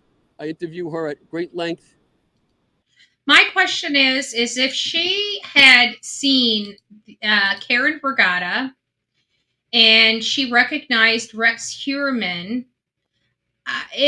let's just put ourselves in this situation, for ourselves, a normal Joe. I don't know what your decision would be if put in that situation, but if I had if something like that, for example, had happened to me, now just a disclaimer, I don't go to those places, not that there's anything wrong for those that do. Whatever you guys choose to do is your private business.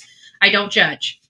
But let's put ourselves in these shoes. If there is I don't know who this guy is, okay? I don't know who this attorney is. I've heard him before be brought up. I've seen his photo before, but for all intents and purposes, when it comes to this cat, I don't know who this cat is, okay? I don't know who he is. If I was watching a news clip and I saw Karen Vergata, and and I have a flashback of this Trisk, right? And then flash Rex Heuermann's walking in, and it's big ogre of a guy walking into the court. And I'm like, oh my gosh, I remember this. I remember that. What was that attorney's name again? No. What are you going to do? You're most likely going to say, I need to call law enforcement. You're not going to take your time to look up an attorney, to talk to an attorney. At least for me, I don't know how you guys would do, if that's normal behavior for you. Maybe I'm just different. But for me, it seems like if I was watching something and I saw a girl that I believed, that I knew, that I was with before she was murdered, and I'm just coming to realization of that, the last thing I'm going to be doing is calling her attorney. It seems to me that I would probably pick up the phone to call law enforcement. I would think that I would be under some type of strain when that revelation came. So I have to equate that into the scenario. So I'd have to think for a second. I probably wouldn't think of any other thing but to call law enforcement. Potentially, again, I'm not in that situation. Who knows what I would do specifically in that situation if it was presented. But I'd have to think that my personal judgment wouldn't be to look up an attorney. It would be call law enforcement right away, even if I wasn't 100% sure. I think the law enforcement would be who I'd call personally. I also had the police department. We arranged for detectives to interview her, and I found her story. I interviewed her for 3 times for a total of 9 hours. And Thank you, I Jen. found her story to be credible. She also mentioned that Rex would go out in the backyard and start a fire at 1, 2 o'clock in the morning in a big barrel that was outside in the back. And she was worried about that too, that it would attract police. Anyway. Didn't we hear that from a neighbor as well? I think that information might actually be, I could be wrong. You do your own research, but I believe that was corroborated by a neighbor. Didn't we hear a neighbor give an interview with a news organization where he would peek through the slats and he saw Rex burning stuff at weird hours of the night? I could be mistaking all this as well. I just might be manifesting it in my own brain. I just remember something like that because I remember the guy that was talking about it said he had also lived there for many years. He was kind of a good-looking younger guy, if I recall correctly, kind of shorter hair, brown. Anyway, she seemed credible. She appears to be credible, and she was willing to sign an affidavit to that effect, and that affidavit will be available to everybody. In the details I've just told you, look at you the will police find commissioner. the second witness. I'm sorry, but let me just back that up. Look at that police commissioner's glare at him. Hold on.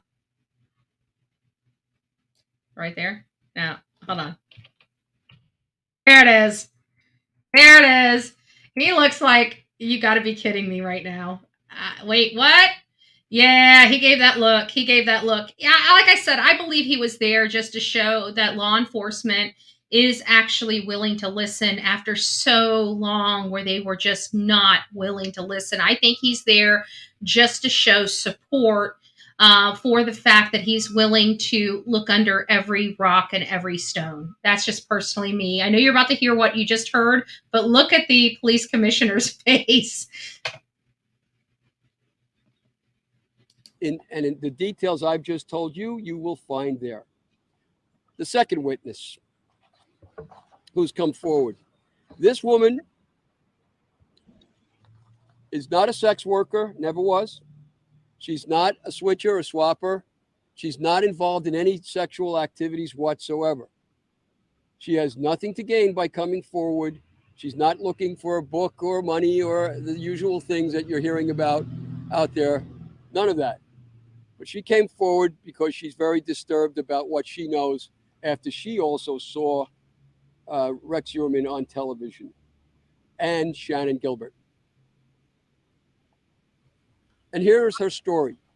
She is a banker by day, and at night she worked extra in Suffolk County as a taxi driver to take care of her family with a one-parent family.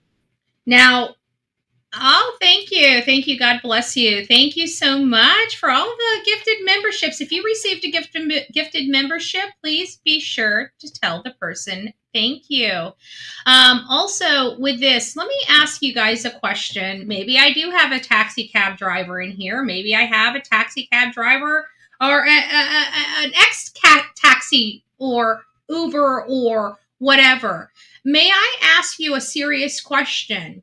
Would you remember the events surrounding picking up somebody? Because I would have to think a taxi picks up a lot of people all the time, that you see a lot of similar faces and a lot of unfamiliar faces while doing the job.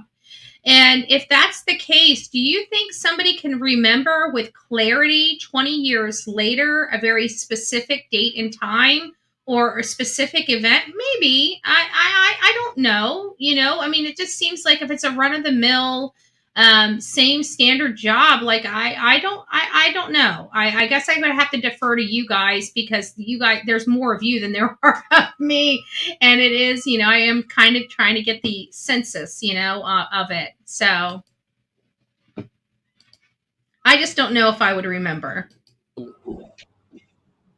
you, Regina. As a taxi driver, she is called from her dispatcher to go to the Sayville Motor Lodge on Sunrise Highway, that infamous place that the commissioner here busted a year ago, and for prostitution and other illegal activities. She's called to go to that place, and that there's a girl awaiting her who's locked in a bathroom and will come out if she flashes her lights and beeps the horn. And she goes there and does that several times. It doesn't work. But then suddenly a giant man who fits the description of Rex Heuermann comes out, and he's covering his face with his arms so he can't be seen, and he runs to a van or an SUV right nearby that's parked right there. She continues to flash her lights and beep her horn, and out comes a girl crying, shaking, very upset, and gets in her car. There they talk for a while, and then eventually they drive to the Ronkonkoma Railroad Station so that this girl can go back in to New York City. This girl was a sex worker who was servicing the big man. And bless you. The man had seduced her into coming to Sayville by several times over the telephone, convincing her that he was just a nice man who was going to help and work with her to help her family, her mother, her sisters, and her boyfriend. So she's an S worker, and she's going to a guy that's going to help her entire family. I'm sure as an S worker, you've probably heard that story a million times. I'm not sure. Stuff just does.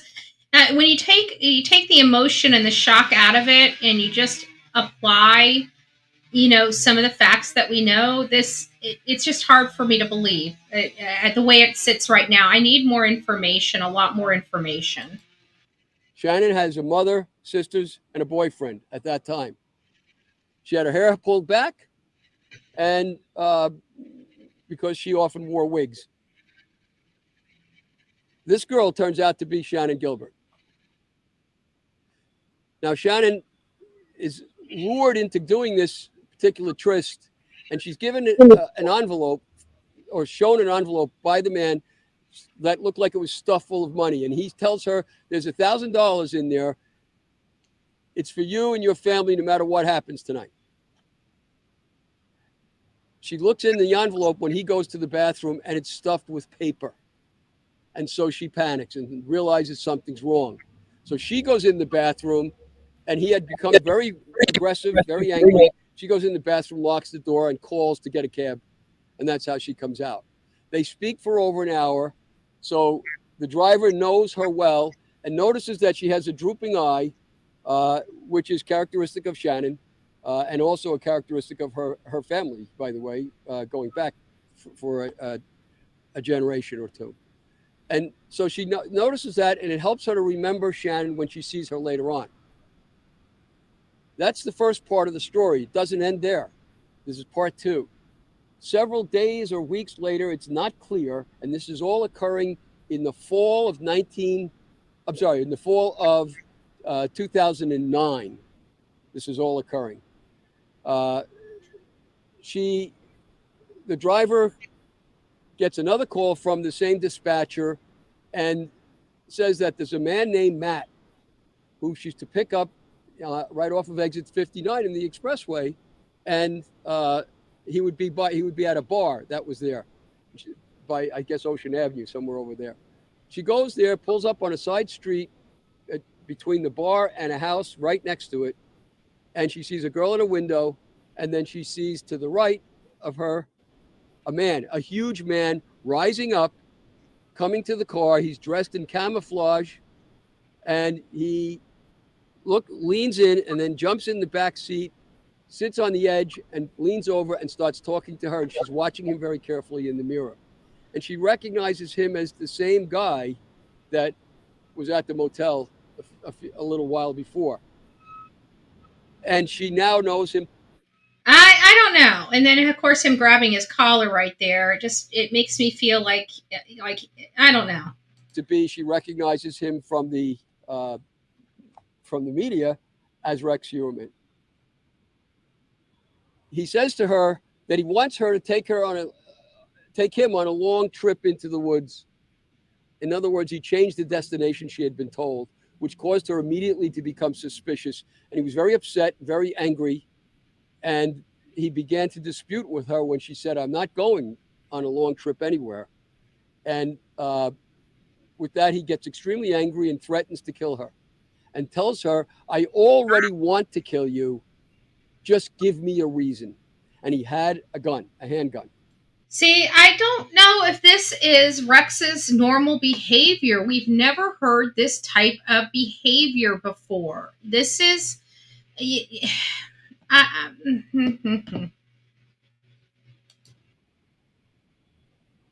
She says, I'm not going anywhere at this point. And she turns off the car and she says, you can have the keys, you can have my money, whatever you want. Just let me go. I'll let you have whatever you want. With that, her dispatcher is on the radio, and he says out loud, we know, we see you, we hear you, we can tell who you are. And the man panics, gets out of the car. She's then able to drive away. She encounters a police car coming the other way. She believes that the police officer was called by a 911 caller on that issue. Could have been the girl who was in the house right next door from where she was. But comes the police driving slowly with his lights off. She tells him the story. And the man had on a lanyard with a placard of some kind, as if he were a police officer. And she asked him, are you a cop? And he said, yes. She said, from where? He said, Brooklyn. With those facts in mind, she tells the police officer who's driving, there's one of yours back there, and it looks like he's had a bad day. So you better go see what's what. Words to that effect.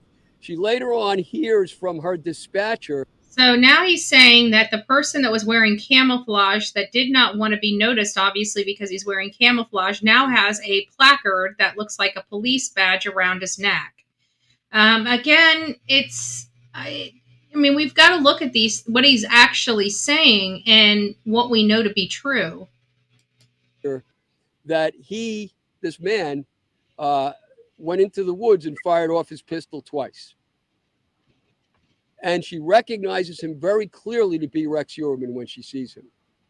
So she's given us this affidavit as well.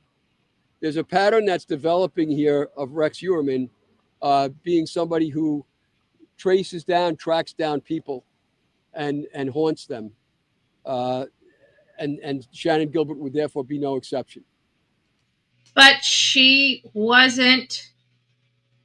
The problem is that they've made literally, and I mean this with all seriousness, literally have never connected Shannon at all to Rex. They have his burner phones, they have his fake accounts, they have all of this stuff, and so far they have never made any connection with Shannon Gilbert. Not even but again, they don't tell us everything, so there is possibility they are withholding information from the public. It wouldn't be out of the realm of possibilities, right? Actually, we know for a fact there's a lot of stuff that they will not tell us until it goes to trial. We will never hear about it, and we have to watch the trial to learn.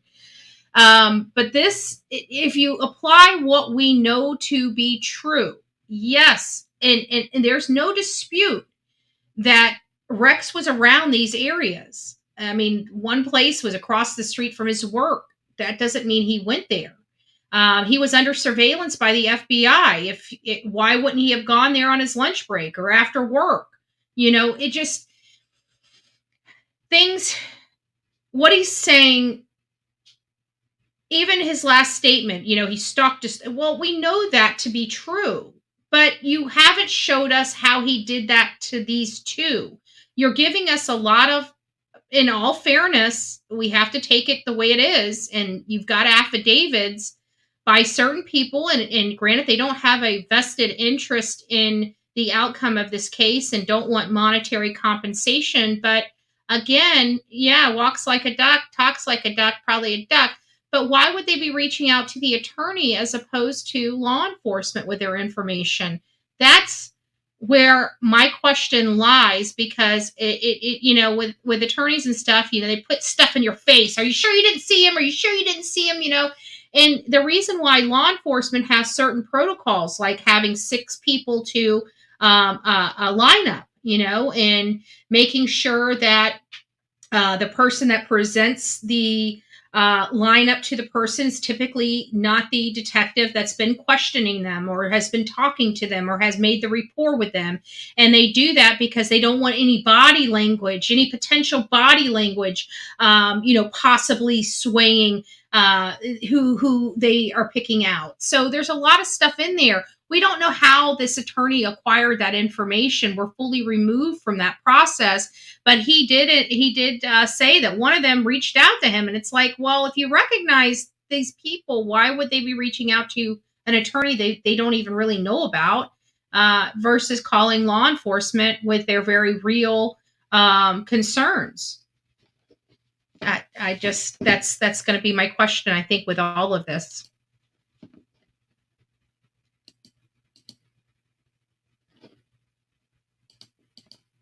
Now, the third witness has not given a statement yet. The third witness contacted me from Oklahoma City, Oklahoma. And that witness clearly recalls being picked up. She was a street walker.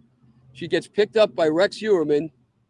He in Queens, and he drives, I think, near the big center there in Queens, and he drives her into a park in Flushing, where he makes her keep her head down at all times, commit oral sex, and then he has a pistol in his hand and tells her, "Get out of the car or I'm going to kill you.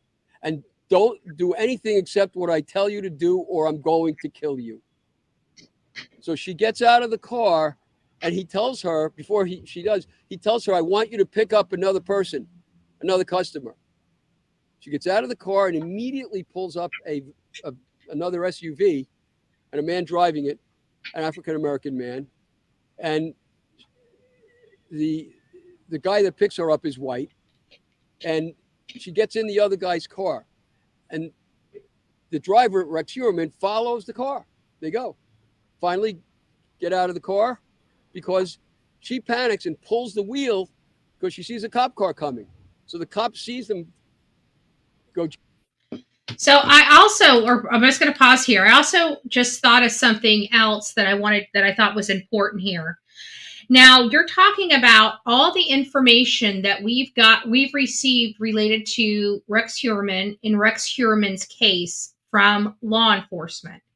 And so far, what has been presented to us that we know is fact, that law enforcement has done their due diligence on, that they have factually, we know that this it's coming from law enforcement, it's factual. And that appears to be that he acted alone. He, a couple of the victims that have been directly linked to him, if you recall, he showed up by himself. He was very upset, like for the one that screwed him over on the money and had the friend come in all irate, the male friend. Rex was by himself. Rex did not like that somebody else was there. And so far, this attorney has only brought up acts where Rex is acting in concert with other people. Again, it doesn't make sense to the information that we know. It makes sense him threatening with a gun. He was evil. But when have you ever heard him? In the ones that we know he is linked to, the ones we know he was linked to, Willow, those are the ones that are without a doubt, his DNA is on them. He's linked to them.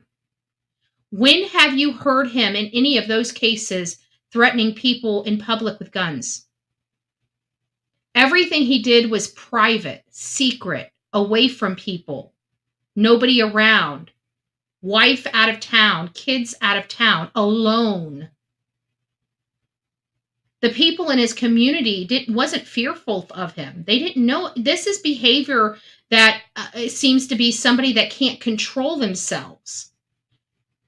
So why wasn't he threatening, say, his neighbors with guns previously? We have none of that. None of that at all.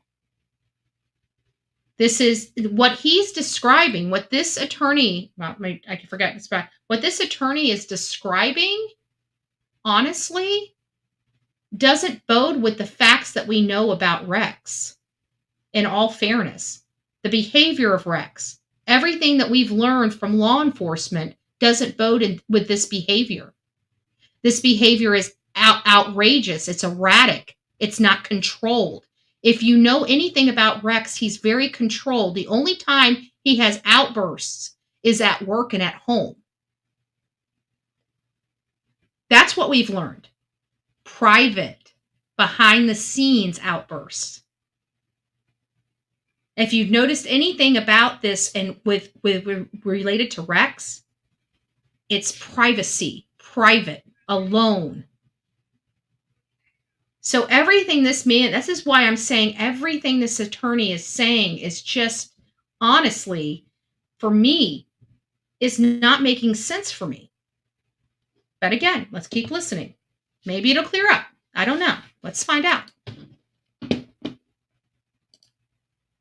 Go jaggedy off the road, and the cop stops him. The cop then goes back, talks to Rex and the other driver, who gets out and walks back. Cop comes back and tells her, lady, if you want to make a complaint, you have to go to the precinct, and drives away. That's her story. She also has no reason. She refuses to come forward. She refuses to have herself identified. I know her name. I know her address. I've given it to the police. They're aware of it, and presumably they're investigating it. You see the pattern. There's a pattern of a guy who likes to play kind of sporting games with the sex workers, chases them, haunts them, hunts them. That's what we're looking at here, we believe, anyway.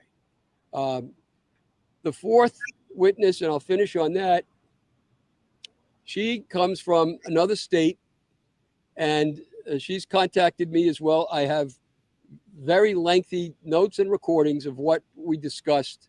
She was a sex worker for many years, back in the time when all of these killings were occurring, and she serviced Rex Heuermann. Before we go on to this fourth story, one other thing I just want to clear up. He's trying to link the behavior of taunting, because we know Rex used a cell phone to taunt one of the or two of the family members that we know of so far. I can't remember if it's one or two, but I think it was definitely the Bartholomew one, I believe, is the one that he called the family members from her phone after she had disappeared. Either way, yes, he taunted them on the phone, but he didn't threaten them with a gun or pop up at their house or, the weird behavior he's kind of describing here. I think there's big differences. I mean, the taunting, yes, we can agree Rex taunted, but even the way and the degree in which Rex taunted his victims' families is definitely much different than what he's describing here. So I just want to make sure that we notate that as well. And no, I don't believe these people are, maybe some of them are making some up, or maybe there are ones that truly believe this is what they saw. Maybe there are some that truly did see these events. But I do have a potential theory on that as well. She said that she would service Rex Heuermann over 20 times, and that he was a serial user of sex workers. He would sometimes have them come two at a time to his house, and his wife was home upstairs, and in one instance got very angry at one of the sex workers because the wife believed that the worker had stolen an iron from, for ironing clothes, and had it in the car with the driver. So the driver. Does that make sense to you for everything that we know? Let's talk about the iron theory. We learned from law enforcement, from that very gentleman that's standing right next to this attorney, that the house was cluttered. Do you honestly think Asa is going to notice if a iron is missing? And why in the world would somebody want to steal an iron? Of all things. Jewelry, yes. Porno, yeah. oddities, a little something. Yeah, okay, I can see that. But an iron?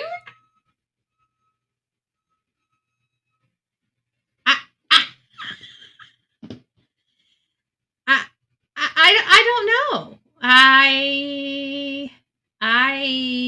Yeah, I don't know. I don't know. Ever had to get out? Everybody had to search the car. There was no iron, but the wife knew about it and knew about obviously what was going on in order for that to happen. So she says that in her experience with Heuermann, he was never impolite. He was always nice. He was always funny. He treated her well, and there was no violence.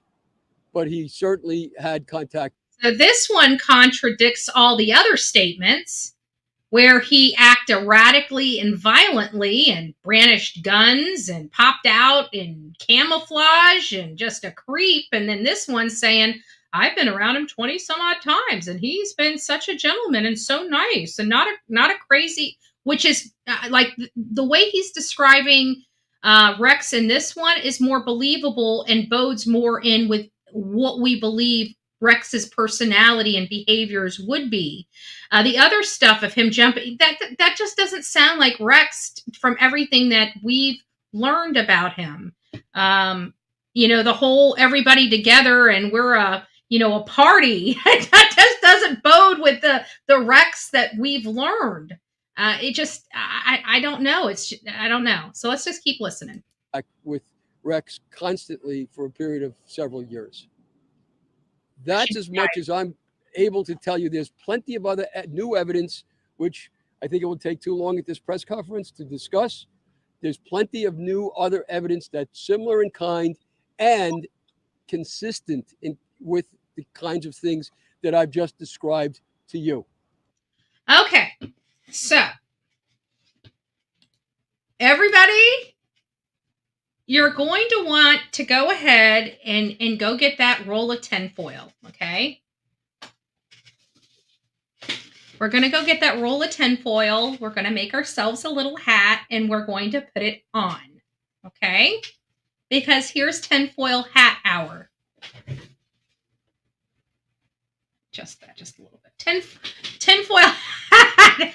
We don't go into conspiracy theories here, but this one, I have to say, really does borderline on a conspiracy theory of mine. I have to be honest with you. I got nothing. Okay, I got nothing. But I have bounced around with this, and I think I've even talked about this potentially on this show. Actually, I know we have.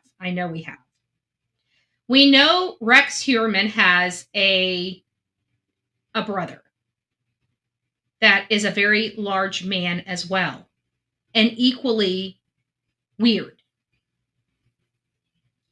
It needed ironed. We need to iron some things out with this case, okay, guys? We need to iron some things out with this case. I truly believe that Karen Vergata and Peaches, I believe both of them were murdered from somebody completely different than Rex Heuermann, somebody that was more sadistic.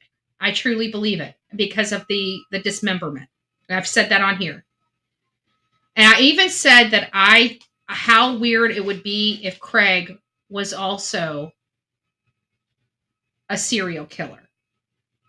Big guy, looks like Rex, lived at that very home.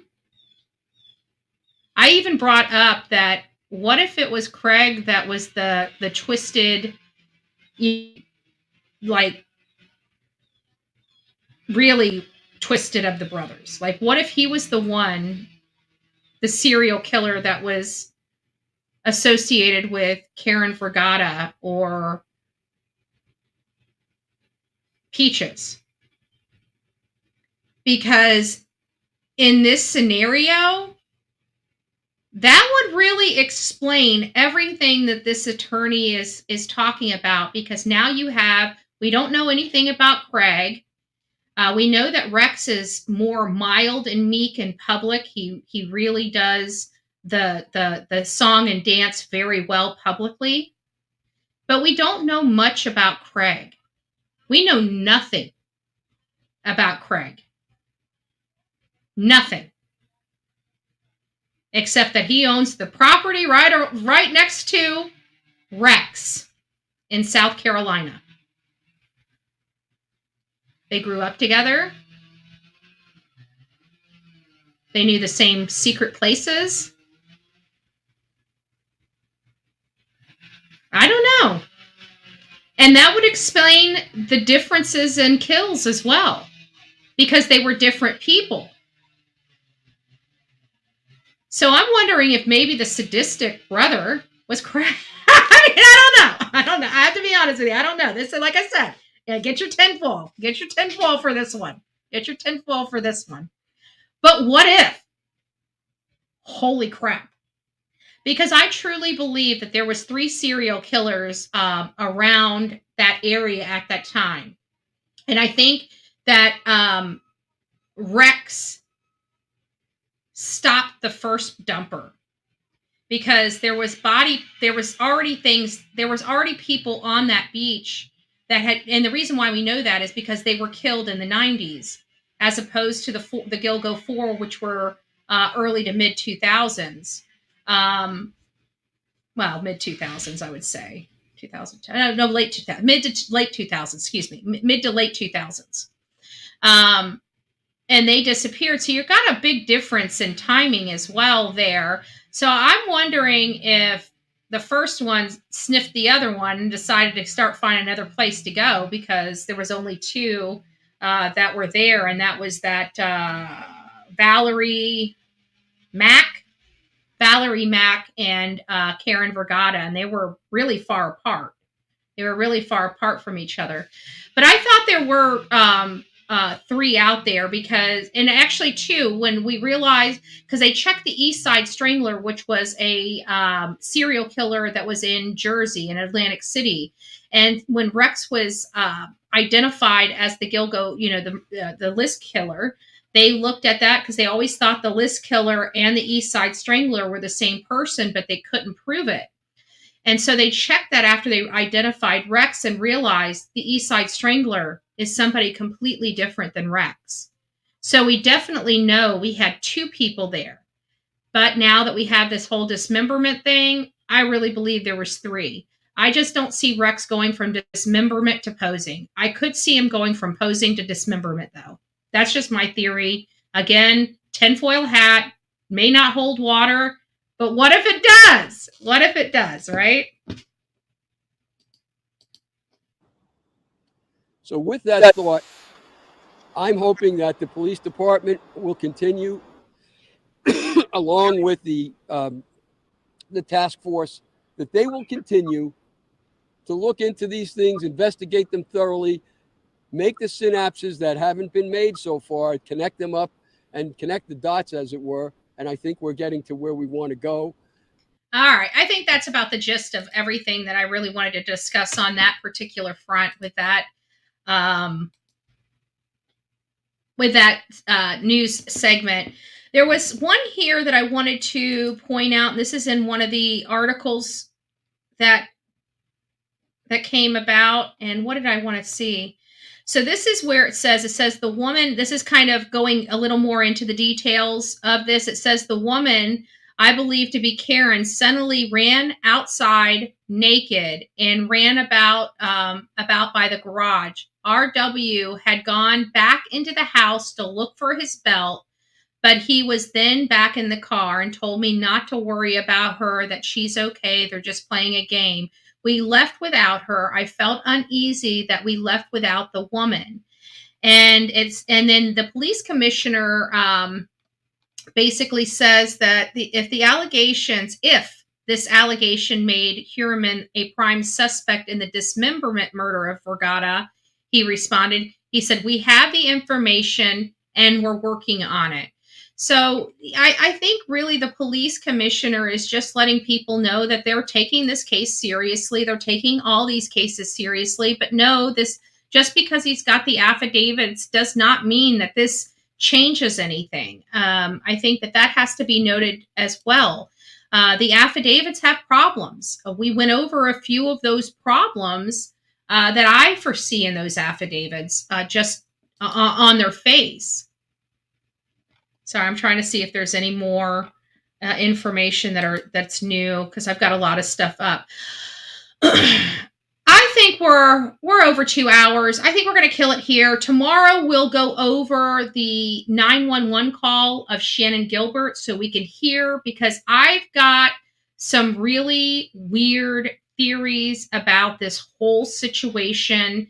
Again, it's almost 10 hat season for the Bullhorn Betty channel, because there are some things that really cause me pause and make me feel like there are red flags with Shannon Gilbert, but not the red flags linking her to Rex Heuermann.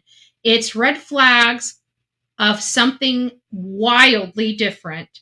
And we will be discussing that tomorrow here on the Bullhorn Betty channel. Guys, I want to thank each and every one of you guys for being here and spending the last 2 hours and 15 minutes with me and the Coffee Club family. We are so thankful. Thank you to my beautiful mods that have been doing a great job modding the chat. And thank you all for all being here. Before we go, I just want to thank once again the channel sponsors today. Give me just a second while it's pulling up. I do have some lag behind the scenes. I'm not quite sure why, but I do. And it's not giving me what I want. So November Rain gifted 1 Bullhorn Betty membership. If you had not already told her thank you, please be sure you do. Regina Wright, she gifted 1 Bullhorn Betty membership. Please don't forget to tell her thank you. It's Me, Jen, has gifted a membership.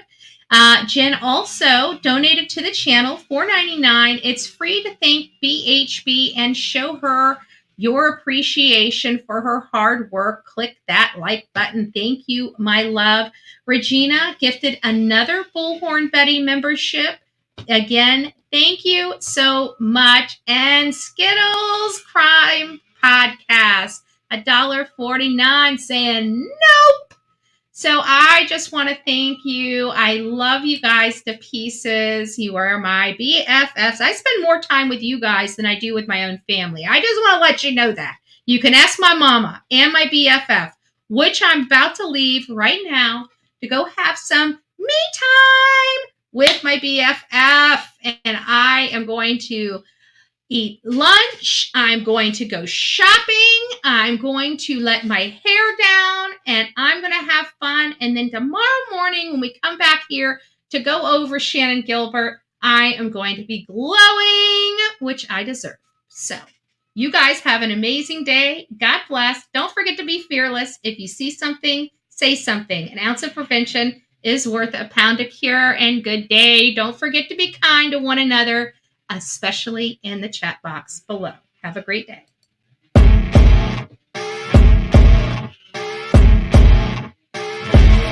As you wake up in the morning, you want to find the latest, greatest information about criminal cases and have an intuitive conversation about the suspects associated with these cases. Head over to the Bullhorn Betty channel on YouTube.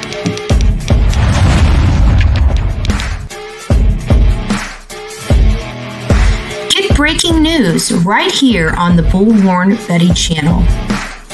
Welcome to the Bullhorn Betty Coffee Club. Enjoy your stay and enjoy your day.